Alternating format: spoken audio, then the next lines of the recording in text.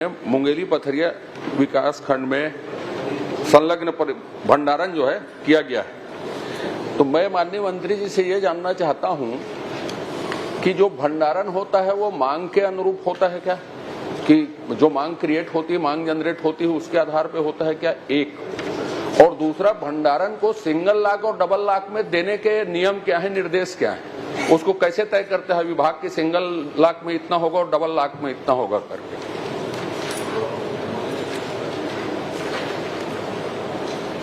अध्यक्ष महोदय,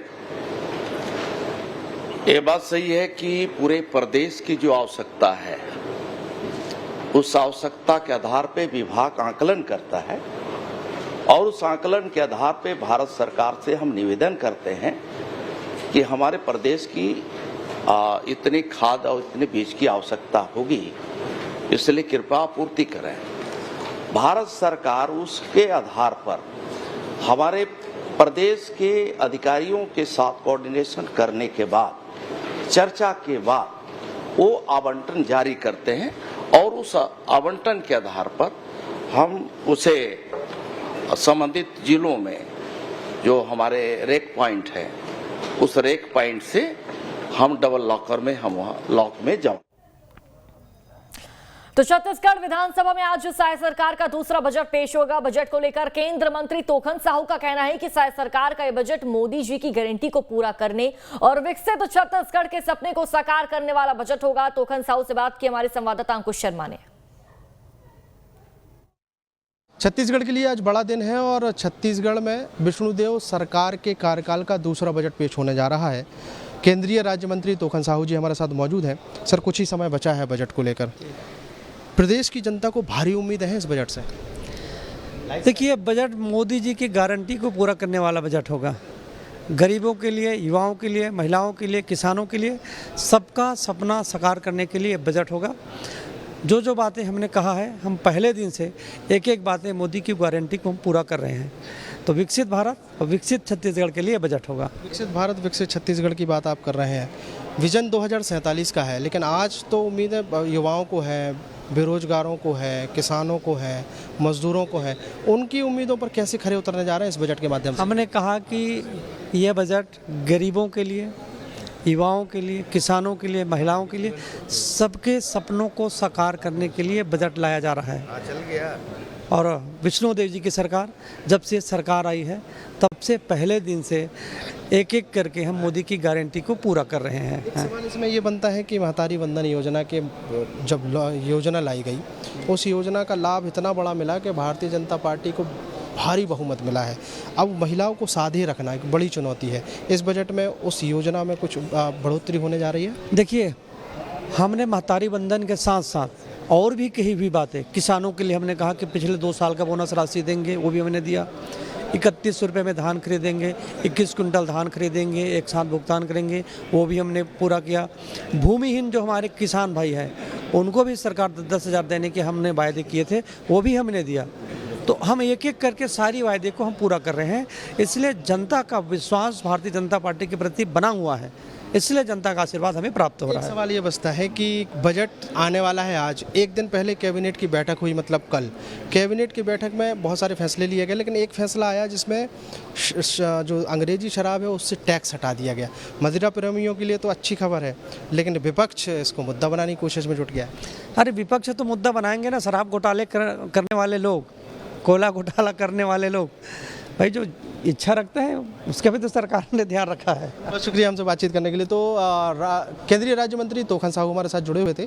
बजट को लेकर उन्होंने सरकार के कार्यकाल की उपलब्धियां गिनाई हैं और आने वाला जो बजट है उसके विज़न के बारे में बताया है कि महिला हो, मजदूर हो, किसान हो, युवा हो, सबके बारे में इस बजट में प्रावधान है। हालांकि अब इस बजट का इंतजार हो रहा है कि बजट जैसे ही आएगा उससे पता चलेगा कि लोगों को क्या क्या मिला है। वीडियो जर्नलिस्ट प्रमोद देवांगन के साथ अंकुश शर्मा, न्यूज स्टेट मध्य प्रदेश, छत्तीसगढ़। तो आज छत्तीसगढ़ का बजट विधानसभा में पेश होगा। वित्त मंत्री ओपी चौधरी साय सरकार का दूसरा बजट पेश करेंगे। प्रदेश की जनता को बजट से कई तरह की उम्मीदें हैं। जनता महंगाई, बेरोजगारी और टैक्स में राहत की उम्मीद लगाकर बैठी है। जनता का कहना है कि हमें सरकार के इस बजट से कई उम्मीदें हैं। और चलिए अब सीधा आपको विधानसभा लिए चलते हैं। मोदी जी के प्रति भारत के विभिन्न क्षेत्रों की जनता द्वारा प्रकट किए गए अटूट विश्वास की कहानी को लगातार दोहरा रहे हैं। इन दोनों इंजनों के बल पर विकसित भारत और विकसित छत्तीसगढ़ के लिए चल रहे विकास की गाड़ी को हाल के स्थानीय चुनावों में छत्तीसगढ़ में तीसरा इंजन मिल गया है और यह गाड़ी अब और तेज गति से दौड़ने को तैयार है। अध्यक्ष महोदय, हमारे छत्तीसगढ़ के जीवन काल की दृष्टि से यह वर्ष अत्यंत महत्वपूर्ण है। हमारा राज्य अपनी रजत जयंती वर्ष मना रहा है। सन 2000 में जन्म के बाद हमारा छत्तीसगढ़ युवावस्था में पहुंच गया है। 25 वर्ष की आयु किसी व्यक्ति, संस्था या राज्य के जीवन काल में सर्वाधिक ऊर्जा का समय होता है। आज हमारे राज्य के लोगों की औसत आयु भी मात्र 24 वर्ष ही है, जो देश के लोगों की औसत आयु 28 वर्ष से भी बहुत कम है। अध्यक्ष महोदय, इन 25 वर्षों में से 15 वर्ष छत्तीसगढ़ ने आपके नेतृत्व में तीव्र प्रगति की और अब हम मुख्यमंत्री श्री विष्णुदेव साय जी के नेतृत्व में प्रदेश को नई ऊंचाइयों तक ले जाने के लिए लगातार काम कर रहे हैं। अध्यक्ष महोदय, इन 25 वर्षों में हमने बहुत कुछ हासिल किया है। हमारे राज्य का जीडीपी वर्ष 2000 में मात्र 21,000 करोड़ रुपया था, अब हम 5 लाख करोड़ की जीडीपी को पार कर चुके हैं। प्रति व्यक्ति आय 10,000 रुपए से बढ़कर 1.5 लाख के पास पहुंच चुका है। विश्वविद्यालयों की संख्या को हमने 4 से बढ़ाकर 25 तक पहुंचाया है।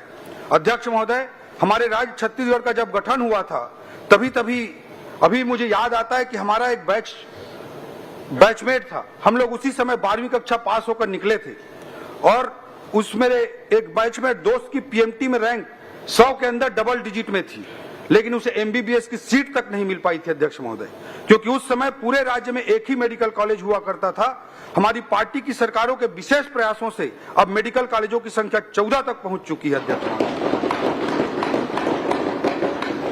राष्ट्रीय राजमार्गों, राजकीय राजमार्गों और रेल लाइनों की लंबाई को भी हमने इन 25 सालों में डबल किया है। रायपुर में राज्य स्थापना के समय कुल 6 फ्लाइट ही आया करते थे, आज 76 फ्लाइट आते हैं। अध्यक्ष महोदय, उस समय बस्तर सरगुजा में एयरपोर्ट की बात कोई सोच भी नहीं सकता था, लेकिन मोदी जी की उड़ान योजना के कारण यह भी संभव हुआ। प्रदेश में कुल बैंक ब्रांच महज 1500 हुआ करते थे, अब ये बढ़कर 6,500 तक पहुंच गया है। 2 लाख शासकीय कर्मचारियों की संख्या को हमने इन 25 सालों में 4 लाख तक पहुंचाया है। मात्र 5 लाख मीट्रिक टन धान की खरीदी होती थी अध्यक्ष महोदय, जो आज कई गुना बढ़कर 1,50,00,000 मीट्रिक टन के पास पहुंच चुकी है। 7300 मेगावाट बिजली उत्पादन को हम सब ने 18,000 मेगावाट तक पहुंचाने में सफलता पाई है। छत्तीसगढ़ पावर सरप्लस राज्य बना है।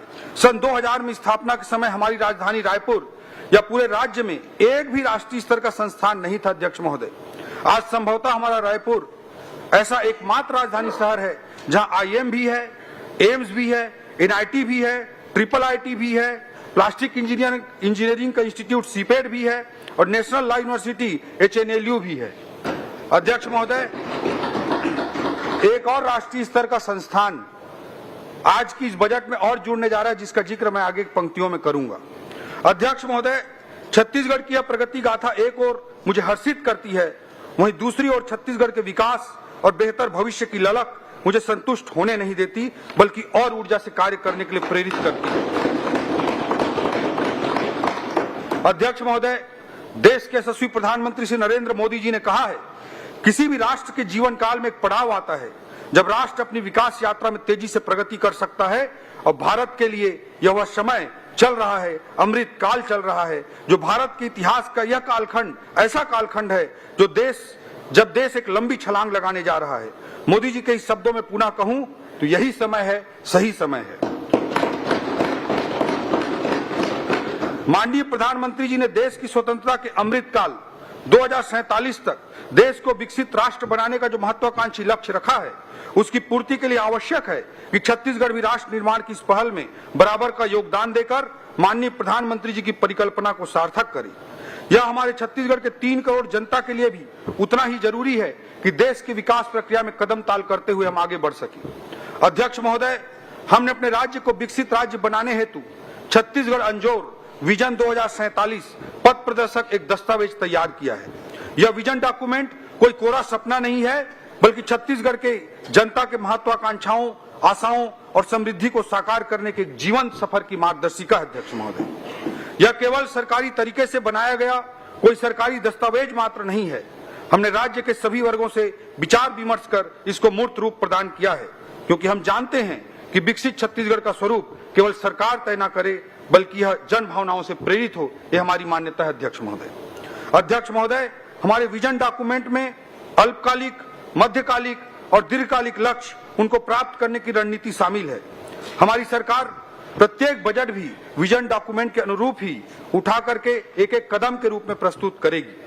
पिछले सत्र में प्रस्तुत बजट से ज्ञान के रूप में समावेशी विकास की जो नींव हमारे द्वारा रखी गई थी, आज का बजट उसी विकास श्रृंखला का अगला पड़ाव है।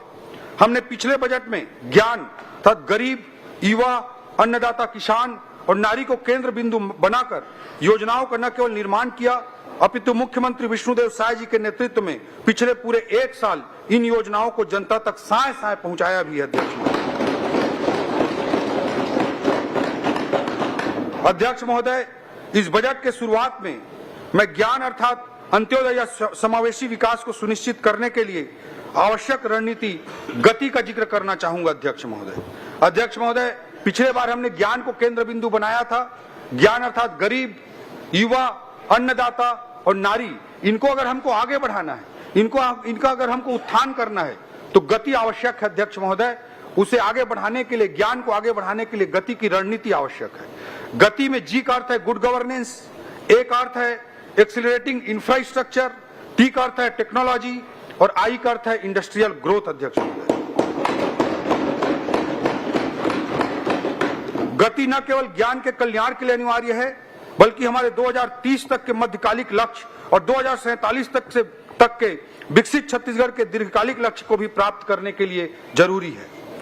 मैं गति के इन्हीं 4 बिंदुओं का इस बजट के दृष्टिकोण से उल्लेख करना चाहूंगा, वर्णन करना चाहूंगा अध्यक्ष महोदय। अध्यक्ष महोदय, सुशासन से तीव्र आर्थिक विकास को पिछले बजट में मैंने 10 आधारभूत रणनीतिक स्तंभों के रूप में रखा था। माननीय श्री विष्णुदेव साय जी के नेतृत्व में हमने सुशासन एवं अभिसरण विभाग का गठन किया है, ताकि हम प्रधानमंत्री जी के सुशासन के सूत्र वाक्य मैक्सिमम गवर्नेंस मिनिमम गवर्नमेंट की ओर अग्रसर हो सके। एक नए विभाग के रूप में इसे स्थापित करने वाला छत्तीसगढ़ संभवतः देश का पहला राज्य है अध्यक्ष महोदय।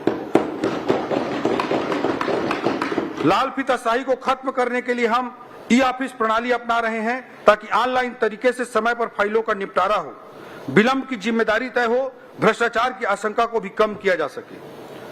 सरकारी सुविधाओं और योजनाओं की आसान और सुनिश्चित डिलीवरी के लिए हम डिजिटल गवर्नेंस का उपयोग कर रहे हैं। सरकार की योजनाओं के क्रियान्वयन पर सतत निगरानी रखने के लिए माननीय मुख्यमंत्री जी के द्वारा डैशबोर्ड अटल मॉनिटरिंग पोर्टल आरंभ किया गया है। आज के इस बजट में इस हेतु 10 करोड़ रुपए का प्रावधान किया गया है। सरकारी खरीदों में भ्रष्टाचार रोकने के लिए हमने जेम पोर्टल से खरीदी की प्रक्रिया को फिर से प्रारंभ किया है। माननीय मुख्यमंत्री जी के नेतृत्व में हमारी सरकार छत्तीसगढ़ में ease of doing business EODB को बढ़ावा देने के लिए दृढ़ संकल्पित है। हमारे द्वारा प्रथम चरण में 20 विभागों के कुल 216 सुधारों को लागू करने का लक्ष्य रखा गया है। इस पूरी मुहिम, जिसे ब्रैप कहते हैं अध्यक्ष महोदय, बिजनेस रिफॉर्म एक्शन प्लान का मूल उद्देश्य व्यवस्था में पारदर्शिता लाना तथा नियमों में सरलीकरण करके प्रक्रियाओं को आसान बनाना है। स्टाम्प और पंजीयन विभाग द्वारा सूचना प्रौद्योगिकी का बेहतर उपयोग करते हुए आम जनता को सुविधा प्रदान करने के लिए अनेक कदम उठाए जा रहे हैं। सुगम ऐप के माध्यम से फर्जी रजिस्ट्री को रोकने में मदद मिल रही है। अनेक प्रक्रियाओं को पेपरलेस और फेसलेस भी किया जा रहा है। पंजीयन के 20 मैदानी कार्यालयों को आदर्श उप पंजीयक कार्यालय बनाने के लिए इस बजट में 20 करोड़ का प्रावधान किया गया है। पासपोर्ट ऑफिस की तर्ज पर जमीन रजिस्ट्री हेतु भी लोगों के लिए आसान व्यवस्था स्थापित की जाएगी। हक त्याग एवं बंटवारा में लगने वाले लाखों रुपए के शुल्क के स्थान पर अब मात्र 500 रुपए का प्रावधान कर दिया गया है। इससे भविष्य में उत्पन्न होने वाले लाखों राजस्व विवादों को रोका जा सकेगा। सरकारी विभागों की कार्यकुशलता बढ़ाने, डेटा प्रबंधन को सशक्त बनाने और डिजिटल नवाचार को प्रोत्साहित करने के लिए राज्य के उच्च तकनीकी शिक्षण संस्थानों के साथ मिलकर सीएम सुशासन फेलोशिप आरंभ करने का भी इस बजट में प्रावधान किया गया है। इसके लिए इस बजट में 10 करोड़ रुपए का प्रावधान किया गया है अध्यक्ष महोदय। यह संभवतः पूरे देश में इस तरह का पहला प्रयास है कि आईएम और IIIT के साथ मिलकर ऑन द जॉब ट्रेनिंग शामिल करते हुए दक्ष मानव संसाधन तैयार किए जाएंगे। इससे हमारे छत्तीसगढ़ के युवाओं को उच्च स्तरीय जॉब के अवसर प्राप्त हो सकेंगे अध्यक्ष महोदय। अध्यक्ष महोदय, मुख्यमंत्री हेल्पलाइन आधुनिक कॉल सेंटर की स्थापना के लिए बजट में 22 करोड़ रुपए का प्रावधान किया गया है। अध्यक्ष महोदय, पिछले एक वर्ष में एंटी करप्शन ब्यूरो द्वारा रिश्वत लेते शासकीय लोगों को 54 मामलों में रंगे हाथों पकड़कर अपराध दर्ज किया गया है। यह इस सरकार की भ्रष्टाचार के खिलाफ स्पष्ट और दृढ़ राजनीतिक इच्छा शक्ति को दर्शाता है अध्यक्ष महोदय। हमारी सरकार की स्पष्ट सोच है कि किसी भी वस्तु या सेवा की आपूर्ति पश्चात यह सुनिश्चित हो कि क्रय की गई वस्तु या सेवा उच्च गुणवत्ता की हो तथा ठेकेदार, सप्लायर या सेवा प्रदाता को एक निश्चित समय सीमा में उनका भुगतान भी हो जाए। भुगतान के लिए उन्हें ऑफिसों के चक्कर न काटना पड़े। इससे सरकारी कामों में गुणवत्ता भी आएगी और भ्रष्टाचार भी कम होगा अध्यक्ष महोदय। अध्यक्ष महोदय, लोक सेवकों द्वारा उत्कृष्ट कार्य करने पर पीएम एक्सीलेंसी अवार्ड की तर्ज पर प्रदेश में भी एक अवार्ड स्थापित किया जा रहा है। इसके लिए इस बजट में 1 करोड़ रुपए का बजटीय प्रावधान किया गया है और पीएम एक्सीलेंसी अवार्ड की तरह राज्य में सीएम एक्सीलेंसी अवार्ड आने वाले समय में प्रदान किए जाएंगे। अध्यक्ष महोदय, भारत सरकार की SCA अर्थात स्पेशल कैपिटल असिस्टेंस योजना अंतर्गत राज्य द्वारा किए जा रहे सुधारों, जो रिफॉर्म्स हैं, उनको हम केंद्र के अनुसार कर रहे हैं। जैसे भू अभिलेखों का डिजिटलीकरण, 15 वर्ष से अधिक पुराने शासकीय वाहनों की स्क्रैपिंग, औद्योगिक क्षेत्रों में भू उपयोग का उदारीकरण, पंजीयन प्रक्रिया का डिजिटाइजेशन, SNA स्पर्श व्यवस्था, ऐसे रिफॉर्म्स को हमने लागू किया है। और इन रिफॉर्म्स को लागू करने के एवज में भारत सरकार ने इस वर्ष इंसेंटिव के रूप में, पुरस्कार स्वरूप हमारी छत्तीसगढ़ सरकार को 6000 करोड़ रुपए से अधिक की राशि प्रदान की है अध्यक्ष महोदय। अध्यक्ष महोदय, पिछली सरकार में DMF भ्रष्टाचार का पर्याय बन गया था। माननीय मुख्यमंत्री जी के नेतृत्व में हमने दंतेवाड़ा में मेडिकल कॉलेज का निर्माण 250 करोड़ रुपए से अधिक की लागत से DMF से करने का निर्णय लिया है अध्यक्ष महोदय। DMF के सदुपयोग के ऐसे अनेकों उदाहरण हम आने वाले वर्षों में और स्थापित करेंगे। आने वाले समय में DMF अंतर्गत किए गए कार्यों का सोशल ऑडिट भी सुनिश्चित किया जाएगा अध्यक्ष महोदय। अध्यक्ष महोदय, सुधारों का यह प्रारंभ है और यही सुधार हैं जिनके पायदान पर चढ़कर छत्तीसगढ़ अमृत काल के लक्ष्यों को प्राप्त करने के लिए तेजी से आगे बढ़ेगा अध्यक्ष महोदय। अध्यक्ष महोदय, गति के दूसरे बिंदु एक्सीलरेटिंग इंफ्रास्ट्रक्चर, अधोसंरचना को बढ़ावा देना, उस बिंदु पर मैं आना चाहता हूं अध्यक्ष महोदय। अध्यक्ष महोदय, अधिकाधिक पूंजीगत व्यय, मैक्सिमम कैपिटल एक्सपेंडिचर को भी मैंने अपने पिछले बजट में 10 में से एक आधार स्तंभ के रूप में उल्लेख किया था। पूर्व में मैंने आज हमारे राज्य के 25 वर्षों की उपलब्धियों का विस्तार से जिक्र किया है। छत्तीसगढ़ की उपलब्धियों का गौरवगान इस राज्य के निर्माता भारत रत्न श्रद्धेय अटल बिहारी वाजपेयी जी को स्मरण किए बिना अधूरा है। यह सुखद संयोग ही है कि इस वर्ष को हम अपने राज्य में राज्य के रजत जयंती वर्ष के रूप में मना रहे हैं। वहीं यह वर्ष अटल जी का जन्म शताब्दी वर्ष भी है। पिछली सरकार के द्वारा पैदा किए गए भरोसे के संकट के खंडहर पर हमने फिर से नवनिर्माण का संकल्प लिया है। यह न केवल भरोसे के निर्माण का संकल्प है, बल्कि छत्तीसगढ़ के निर्माण का भी संकल्प है। हमने इसलिए छत्तीसगढ़ में इस वर्ष को अटल निर्माण वर्ष के रूप में मनाने का निर्णय हमारे मुख्यमंत्री जी के नेतृत्व में लिया है। यह निर्माण इंफ्रा का निर्माण तो होगा ही, इस निर्माण का आशय सभी क्षेत्रों में नए अवसरों का भी नवनिर्माण है अध्यक्ष महोदय। अध्यक्ष महोदय, हमारी सरकार के पहले बजट में हमने पूंजीगत व्यय के लिए 22,300 करोड़ रुपए का प्रावधान किया था। इस क्रम को आगे बढ़ाते हुए इस बजट में रिकॉर्ड पूंजीगत व्यय के लिए 18% की रिकॉर्ड वृद्धि हमने की है और अब पूंजीगत व्यय 26,341 करोड़ रुपए का प्रावधान इस बजट में किया गया। यह कुल बजट का 16% हिस्सा है और पिछले वर्ष की तुलना में 18% अधिक है। पूंजीगत व्यय किसी भी अर्थव्यवस्था की रीढ़ होती है और शास्त्रियों का मानना है कि 1 रुपए के पूंजीगत व्यय से अर्थव्यवस्था में दीर्घकालिक रूप से 4 रुपए से अधिक का आर्थिक प्रभाव पड़ता है।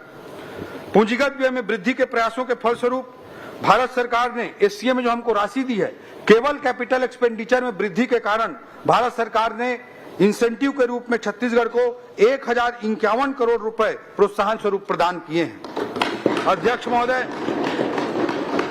मैं बताना चाहूंगा कि विगत कई वर्षों से सब इंजीनियरों की भर्ती नहीं होने के कारण सभी निर्माण विभागों जैसे पीडब्ल्यूडी, पीएचई, जल संसाधन आदि में इंजीनियरों की भारी कमी है। विगत एक वर्ष में हमने 600 से अधिक इंजीनियरों की भर्ती की वित्तीय अनुमति दी है ताकि इन विभागों में पर्याप्त मानव संसाधन उपलब्ध हों एवं अधिकाधिक पूंजीगत व्यय करके आर्थिक विकास को छत्तीसगढ़ में गति दी जा सके। हमारी सरकार ने सड़कों के सुदृढ़ नेटवर्क बनाने के लिए रोड प्लान 2030 तैयार किया है, जिसका मुख्य उद्देश्य राजधानी से जिला, जिला से जिला, जिला से विकास खंड एवं विकास खंड से विकास खंड स्तर तक चौड़ी और उन्नत सड़कों का जाल बिछाना है। हमने छोटे शहर जो नगर पंचायत या नगर पालिका स्तर के हैं उनके विकास को ध्यान में रखते हुए इस बजट में माननीय मुख्यमंत्री जी के निर्देश पर एक नई योजना प्रारंभ करने जा रहे हैं। उस योजना का नाम होगा मुख्यमंत्री रिंग रोड योजना। ये नया योजना प्रारंभ होने जा रहा है। इसके लिए इस बजट में प्रारंभिक तौर पर 100 करोड़ रुपए का प्रावधान किया गया। अध्यक्ष महोदय, राज्य के पीडब्ल्यूडी अर्थात लोक निर्माण विभाग के लिए इस बजट में लगभग 9,500 करोड़ रुपए का प्रावधान किया गया है, जो पिछली बार की तुलना में 20% अधिक है। राज्य बनने के बाद पहली बार एक वित्तीय वर्ष में नई सड़कों के निर्माण के लिए इस बार 2,000 करोड़ रुपए का प्रावधान किया गया। अध्यक्ष महोदय, राज्य में पहली बार राष्ट्रीय राजमार्गों के रखरखाव जैसी व्यवस्था राज्य मार्गों एवं मुख्य जिला मार्गों पर भी लागू करने के लिए उन्नत व्यवस्था ओपीआरएमसी योजना अंतर्गत 20 करोड़ रुपए का प्रावधान इस बजट में किया गया है।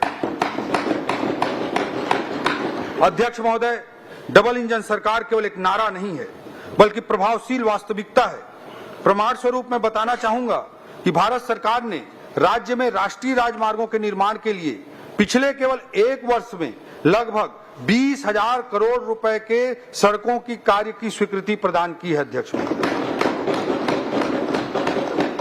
राज्य के ग्रामीण क्षेत्रों में पक्की 12 सड़कों के निर्माण के लिए पीएमजीएसवाई अंतर्गत 845 करोड़, विशेष पिछड़ी जनजाति वाले बसाहटों को पक्की सड़क से जोड़ने के लिए प्रधानमंत्री जनमन योजना अंतर्गत 500 करोड़ तथा मुख्यमंत्री ग्राम सड़क योजना एमएमजीएसवाई अंतर्गत 119 करोड़ रुपए का प्रावधान किया गया। अध्यक्ष,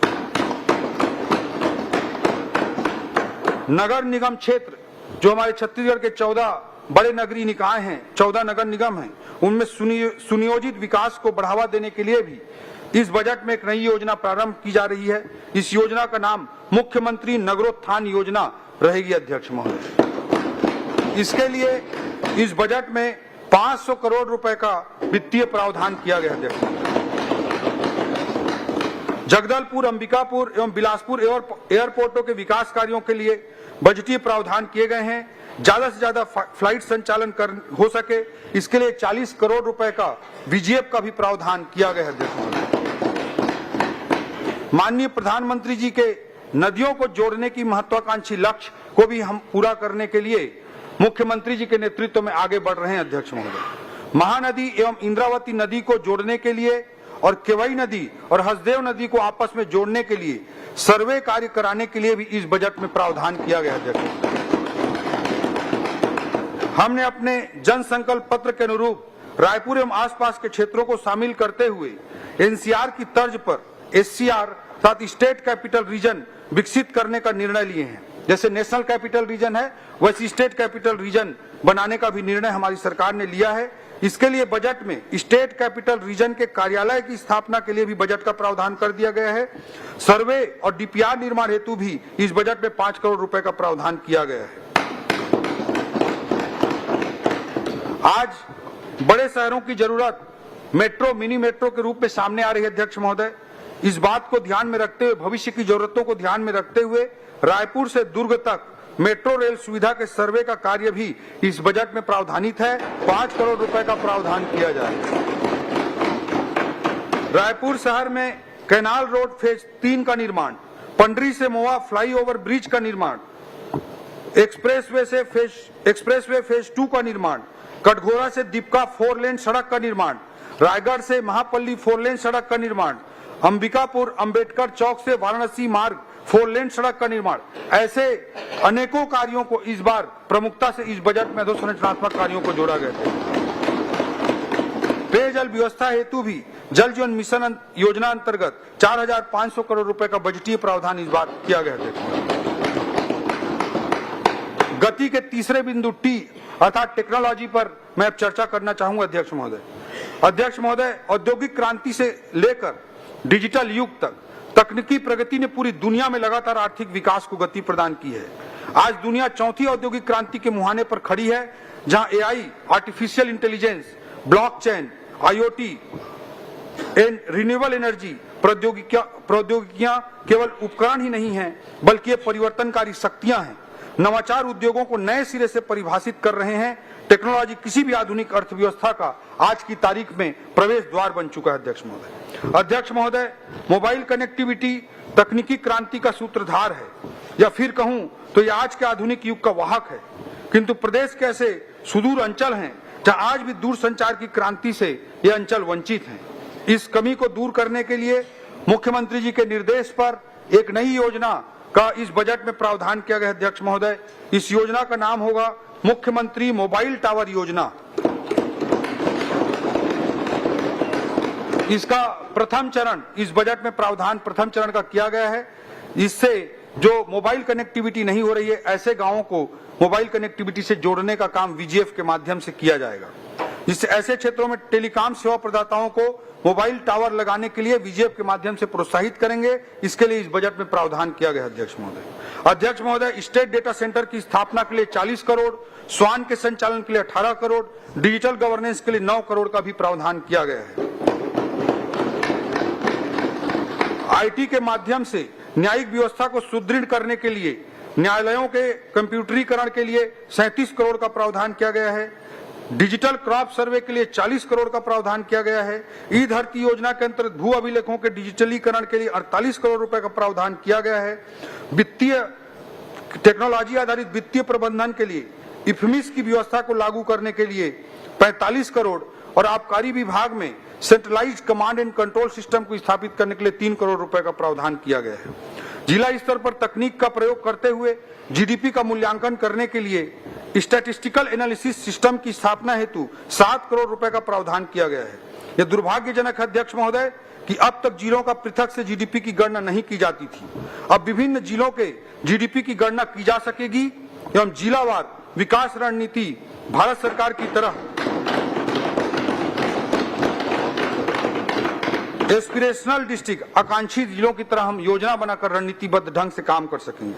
नवाचारों को प्रोत्साहित करने तथा प्रशासन में इमर्जिंग टेक्नोलॉजी के उपयोग को बढ़ावा देने के लिए भी बजट में अलग से 5 करोड़ रुपए का प्रावधान किया गया है। अध्यक्ष महोदय, गति के चौथे बिंदु इंडस्ट्रियल ग्रोथ पर मैं आता हूं। अध्यक्ष महोदय, हमारे राज्य की आबादी की औसत आयु को देखते हुए एवं राज्य में ज्यादा से ज्यादा रोजगार सृजन करने के लिए राज्य की नई औद्योगिक नीति को माननीय मुख्यमंत्री जी की मंशानुरूप निवेश आधारित न बनाकर रोजगार सृजन पर केंद्रित बनाया गया है। अध्यक्ष महोदय, इसे सर्वसमावेशी बनाते हुए समाज के कमजोर वर्ग, महिला, नक्सल पीड़ित, नक्सल समर्पित और अग्निवीर जैसे विशेष समुदायों के लिए विशेष प्रावधान किए गए हैं। अध्यक्ष महोदय, निवेशकों को राज्य में आकर्षित और प्रोत्साहित करने के लिए हाल ही में मुख्यमंत्री जी के नेतृत्व में दिल्ली और मुंबई में इन्वेस्टर्स कनेक्ट कार्यक्रम आयोजित किए गए, जिसमें देश के बड़े उद्योगपतियों ने विभिन्न क्षेत्रों जैसे प्लास्टिक, टेक्सटाइल, खाद्य प्रसंस्करण, सीमेंट, आईटी आदि में निवेश की इच्छा जताई है। आज हमारी नई औद्योगिक नीति का नतीजा है कि सेमीकंडक्टर, रिन्यूएबल एनर्जी जैसे क्षेत्रों में भी निवेश के लिए कंपनियां छत्तीसगढ़ में आ रही हैं। नवा रायपुर में फार्मास्यूटिकल पार्क तथा जांजगीर चांपा में स्मार्ट इंडस्ट्रियल पार्क का प्रावधान इसी वर्ष 195 करोड़ रुपए के लागत से किया गया है। नई औद्योगिक नीति को आकर्षक बनाने एवं इसके सफल क्रियान्वयन के लिए पूंजी अनुदान 700 करोड़ रुपया, ब्याज अनुदान 200 करोड़ रुपया और प्रतिपूर्ति अनुदान 100 करोड़ रुपया प्रावधान किया गया है। यह पिछले वर्षों के बजट की तुलना में लगभग 3 गुना अधिक है। अध्यक्ष महोदय, खाद्य प्रसंस्करण के क्षेत्र में छत्तीसगढ़ में असीम संभावनाएं हैं। अतः फूड पार्कों की स्थापना हेतु 17 करोड़, प्रधानमंत्री सूक्ष्म खाद्य उद्योग उन्नयन योजना हेतु 46 करोड़, इसके साथ ही नए औद्योगिक क्षेत्रों की स्थापना हेतु 23 करोड़ का इस बजट में प्रावधान किया गया है। विगत वर्षों में उद्योगों को अनुदान मिलने वाली राशि समय पर न मिल पाने के कारण व्यवसायियों को व्यवहारिक परेशानियों का सामना करना पड़ता था। अध्यक्ष महोदय, मैं अवगत कराना चाहूंगा कि पूर्व वर्ष के लगभग 700 करोड़ रुपए के दायित्वों को हमारी सरकार ने इस वर्ष भुगतान करने का बीड़ा उठाया और ये 700 करोड़ रुपए का भुगतान किया है। अध्यक्ष महोदय, उद्योगों को बढ़ावा देना हमारी सर्वोच्च प्राथमिकता है। इसका सबसे बड़ा परिचायक है कि हमने उद्योग विभाग के बजट को पिछले वर्ष की तुलना में इस वर्ष दोगुने से भी अधिक करते हुए 1420 करोड़ रुपए का प्रावधान किया है। हमारी सरकार ने पर्यटन को भी उद्योग का दर्जा दिया है। हमारी मंशा है कि प्रदेश में मैन्युफैक्चरिंग के साथ साथ सर्विस सेक्टर में भी तेजी से ग्रोथ हो और हमारे राज्य के कोर उद्योगों के साथ साथ अन्य नए क्षेत्र जैसे pharmaceutical, textile, semiconductor, data centre जैसे क्षेत्रों में ज्यादा से ज्यादा रोजगार के संभावनाएं निर्मित हों।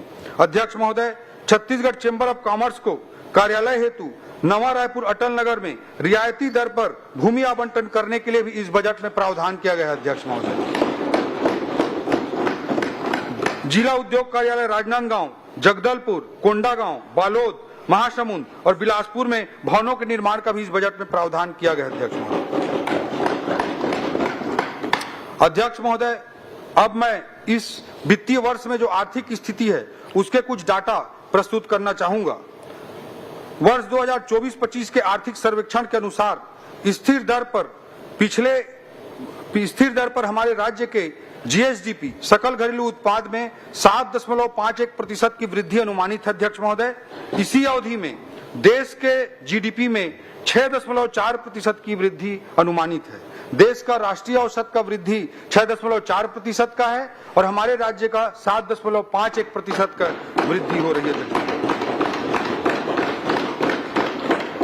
यह स्पष्ट रूप से दर्शाता है कि हमारा राज्य अधिक प्रभावशाली और उत्कृष्ट प्रदर्शन करते हुए अधिक तीव्रता से आगे बढ़ रहा है।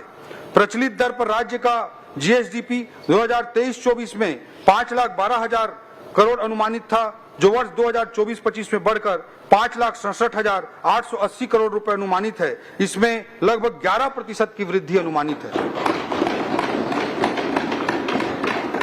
वर्ष 2025-26 में भी 12% की वृद्धि के साथ राज्य का जीएसडीपी 6,35,918 करोड़ रुपए तक पहुंचने का आकलन किया गया। अध्यक्ष महोदय, विभिन्न क्षेत्रों में हमारे राज्य का प्रदर्शन सराहनीय रहा है। वर्ष 2024-25 में स्थिर भाव पर कृषि क्षेत्र में हमारे राज्य का विकास दर 5.38% है, जबकि देश की औसत 3.76% है। औद्योगिक क्षेत्र में राष्ट्रीय वृद्धि की औसत 6.22% है, जबकि हमारे राज्य में 6.92% है। सेवा क्षेत्र में राष्ट्रीय औसत 7.22% की है और हमारे राज्य की 8.45% की अनुमानित है। यह तुलना दर्शाती है कि हमारे राज्य के सभी क्षेत्रों में राष्ट्रीय औसत से बेहतर प्रदर्शन हो रहा है। वर्ष 2023-24 में प्रति व्यक्ति आय 1,62,000 रुपए संभावित है, जो गत वर्ष की तुलना में 9.37% अधिक है। हमारे राज्य की प्रति व्यक्ति आय में भी वृद्धि राष्ट्रीय औसत वृद्धि से ज्यादा तेजी से हो रही है। आने वाले वर्षों में हम इसी गति को बनाए रखते हुए और भी ऊंचाइयों को छूने के लिए प्रतिबद्ध हैं। अध्यक्ष महोदय, मैं अब अलग अलग क्षेत्रों के बजटीय प्रावधानों के बारे में जिक्र करना चाहूंगा। सबसे पहले मैं संस्कृति क्षेत्र के विषयों पर बात करना चाहूंगा। अध्यक्ष महोदय, श्रद्धेय अटल जी ने कहा है, मैं शंकर का वह क्रोधानल कर सकता जगती छार छार, डमरू की वह प्रलय ध्वनि हूं जिसमें नचता भीषण सहार। रणचंडी की अतृप्त प्यास, मैं दुर्गा का उन्मत्त हास, मैं यम की प्रलयंकर पुकार, जलते मरघट का धुआंधार। फिर अंतरतम की ज्वाला से जगती में आग लगा दूं मैं, यदि धधक उठे जलथल अंबर, जड़ चेतन तो कैसा विस्मय। हिंदू तन मन, हिंदू जीवन, रग रग हिंदू मेरा परिचय।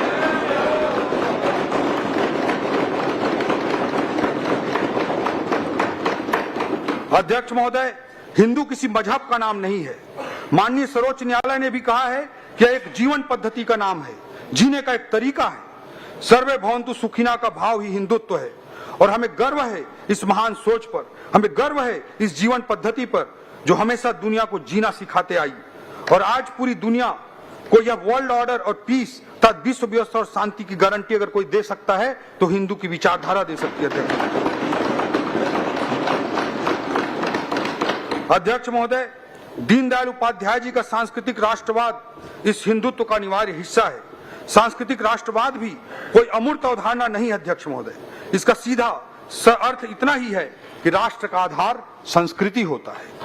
पश्चिम केवल राज्य को परिभाषित करता है अध्यक्ष महोदय, जीवंत राष्ट्र की परिकल्पना कभी पश्चिम की डिक्शनरी में नहीं हो सकती है। पश्चिम कहता है कि राज्य के 4 अंग होते हैं, जनसंख्या, क्षेत्रफल, सरकार और संप्रभुता। पश्चिम नहीं समझ सकता कि राष्ट्र का प्राण तत्व संस्कृति होता है। दुर्भाग्य से हमारी शिक्षा पद्धति भी अधिकांश अवसरों में यही पढ़ाते सिखाती आई अध्यक्ष महोदय, ये हमारा दुर्भाग्य रहा। तीर्थराज प्रयाग के त्रिवेणी पर जो भारत दिखा ना, वही संस्कृति आधारित राष्ट्र है। प्रयागराज के त्रिवेणी से लेकर राजिम के त्रिवेणी तक, भगवान श्री राम के ननिहाल छत्तीसगढ़ में सुदूर सामरी से लेकर सुकमा तक हमारे भाचा राम के जो पद चिन्ह है, वही इस राष्ट्र की संस्कृति का प्राणवायु है अध्यक्ष महोदय। हम राज्य में सांस्कृतिक पहचान और राष्ट्रीय जन जागरण के लिए लगातार प्रयासरत हैं। इन्हीं प्रयासों के तहत प्रयागराज में आयोजित महाकुंभ में हमने छत्तीसगढ़ पवेलियन की स्थापना की, जहां हमारे प्रदेश के श्रद्धालुओं के लिए रुकने खान पान की व्यवस्था की गई। राज्य के 1.25 लाख श्रद्धालुओं ने इस सुविधा का लाभ उठाया अध्यक्ष महोदय। कुंभ मेला में इस बार माननीय राज्यपाल महोदय, माननीय मुख्यमंत्री जी के साथ साथ हमारे छत्तीसगढ़ के सभी सम्मानीय सांसद, मंत्री एवं विधायकगण ने आपके विशेष आमंत्रण को स्वीकार किया अध्यक्ष महोदय और पवित्र संगम के स्नान का सौभाग्य प्राप्त किया अध्यक्ष महोदय। इसके लिए भी मैं आपको धन्यवाद देना चाहता हूं। पिछले साल अयोध्या में भव्य राम मंदिर की स्थापना के बाद से ही हम छत्तीसगढ़ के भाचा राम के भक्तों को रामलला के दर्शन कराने के लिए विशेष योजना चला रहे हैं, जिसके तहत अब तक 22,000 से अधिक श्रद्धालुओं को रामलला का दर्शन कराया जा चुका है।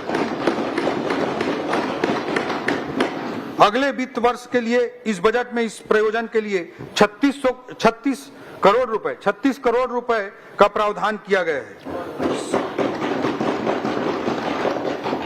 सभी धर्मों के आस्था के केंद्र बिंदु डोंगरगढ़ में 59 करोड़ की लागत से परिक्रमा पथ तथा मां बमलेश्वरी मंदिर के सामने वाई सेब का पुल 21 करोड़ रुपए की लागत से, इन दोनों कार्यों की स्वीकृति इस वित्तीय वर्ष में जारी की जा रही है अध्यक्ष महोदय।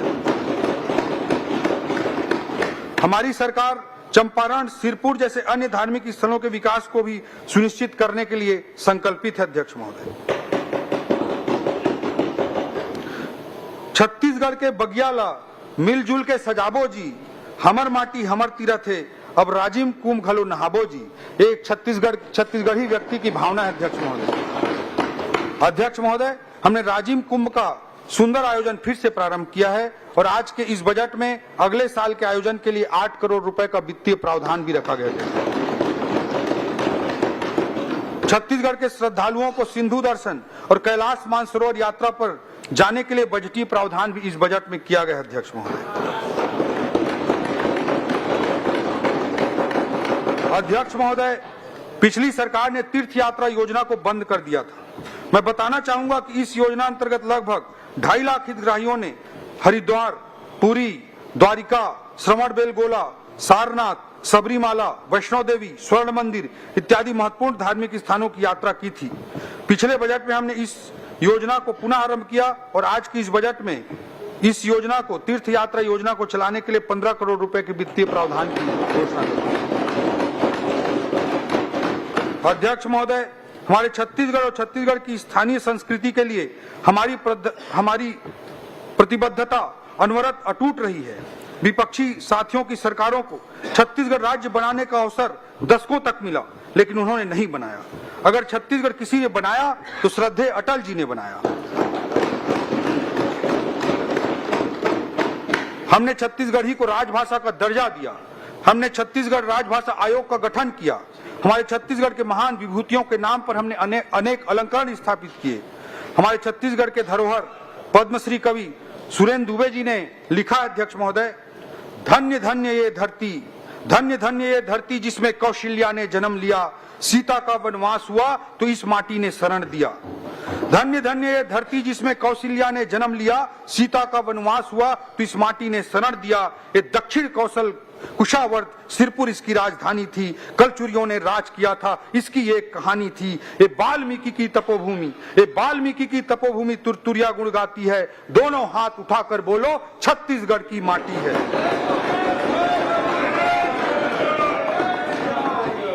अध्यक्ष महोदय, हमारी सरकार स्थानीय आदिवासी संस्कृति को संजोकर रखने के लिए विशेष संग्रहालय की स्थापना कर रही है, जिसमें राज्य के जनजातीय समुदायों की सांस्कृतिक विविधता के आर्टिफैक्ट्स को 14 गैलरियों में संजोया जाएगा।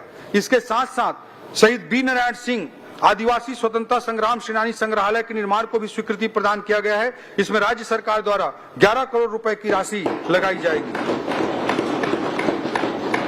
हमारा प्रयास है यह दोनों संग्रहालय इस वर्ष प्रारंभ हो जाएं।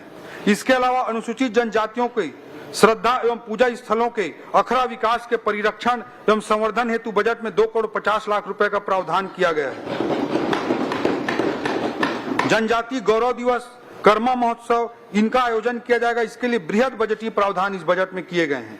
स्थानीय कलाकारों को प्रोत्साहन हेतु अनेक बजटीय प्रावधान है। पर्यटन विभाग द्वारा नवा रायपुर में फिल्म सिटी का निर्माण किया जा रहा है, इससे भी स्थानीय फिल्म और संस्कृति को बढ़ावा मिलेगा। छत्तीसगढ़ के इतिहास, पुरातत्व और संस्कृति से दुनिया को रूबरू कराने के लिए निर्माणाधीन विधानसभा में एक कला दीर्घ का भी विकास किया जा रहा है। इसके लिए मैं आपको विशेष रूप से धन्यवाद देता हूं। जनजातीय समुदायों के आस्था के केंद्र देवगुड़ी के मरम्मत एवं विकास एवं संस्कृति के परिरक्षण एवं विकास हेतु 11 करोड़ 50 लाख रुपए का प्रावधान इस बजट में किया गया। अध्यक्ष महोदय, इसके बाद मैं युवा एवं उनके रोजगार के बारे में इस बजट में चर्चा करना चाहूंगा।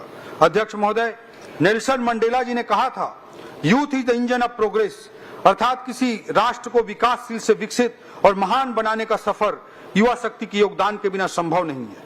अभी हाल ही में जर्मन चांसलर ने अपनी भारत यात्रा के दौरान माननीय प्रधानमंत्री मोदी जी के समक्ष इस बात की घोषणा की थी कि जर्मनी में भारत के कुशल वर्क फोर्स के लिए वीजा जारी करने की सीमा 20,000 से बढ़ाकर लगभग 1 लाख कर दी जाएगी। विश्व पटल पर भारत की उभरती युवा शक्ति का सबसे बड़ा प्रमाण है। अध्यक्ष महोदय,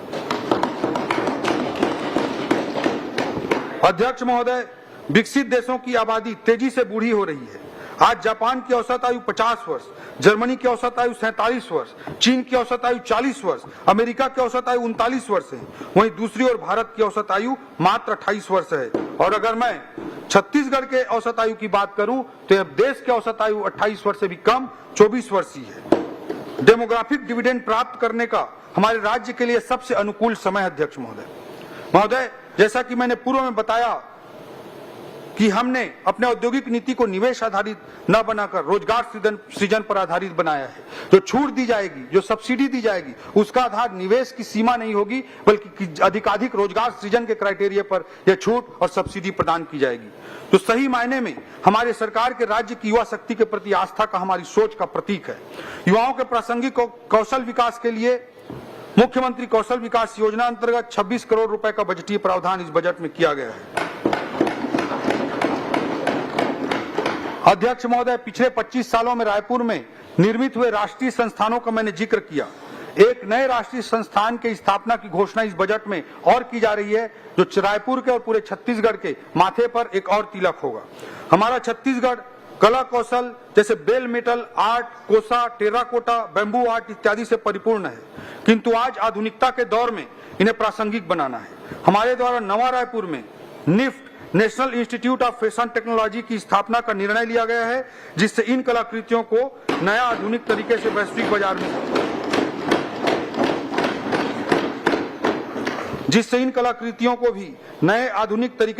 बाजार में नए अवसरों का सृजन किया जा सकेगा।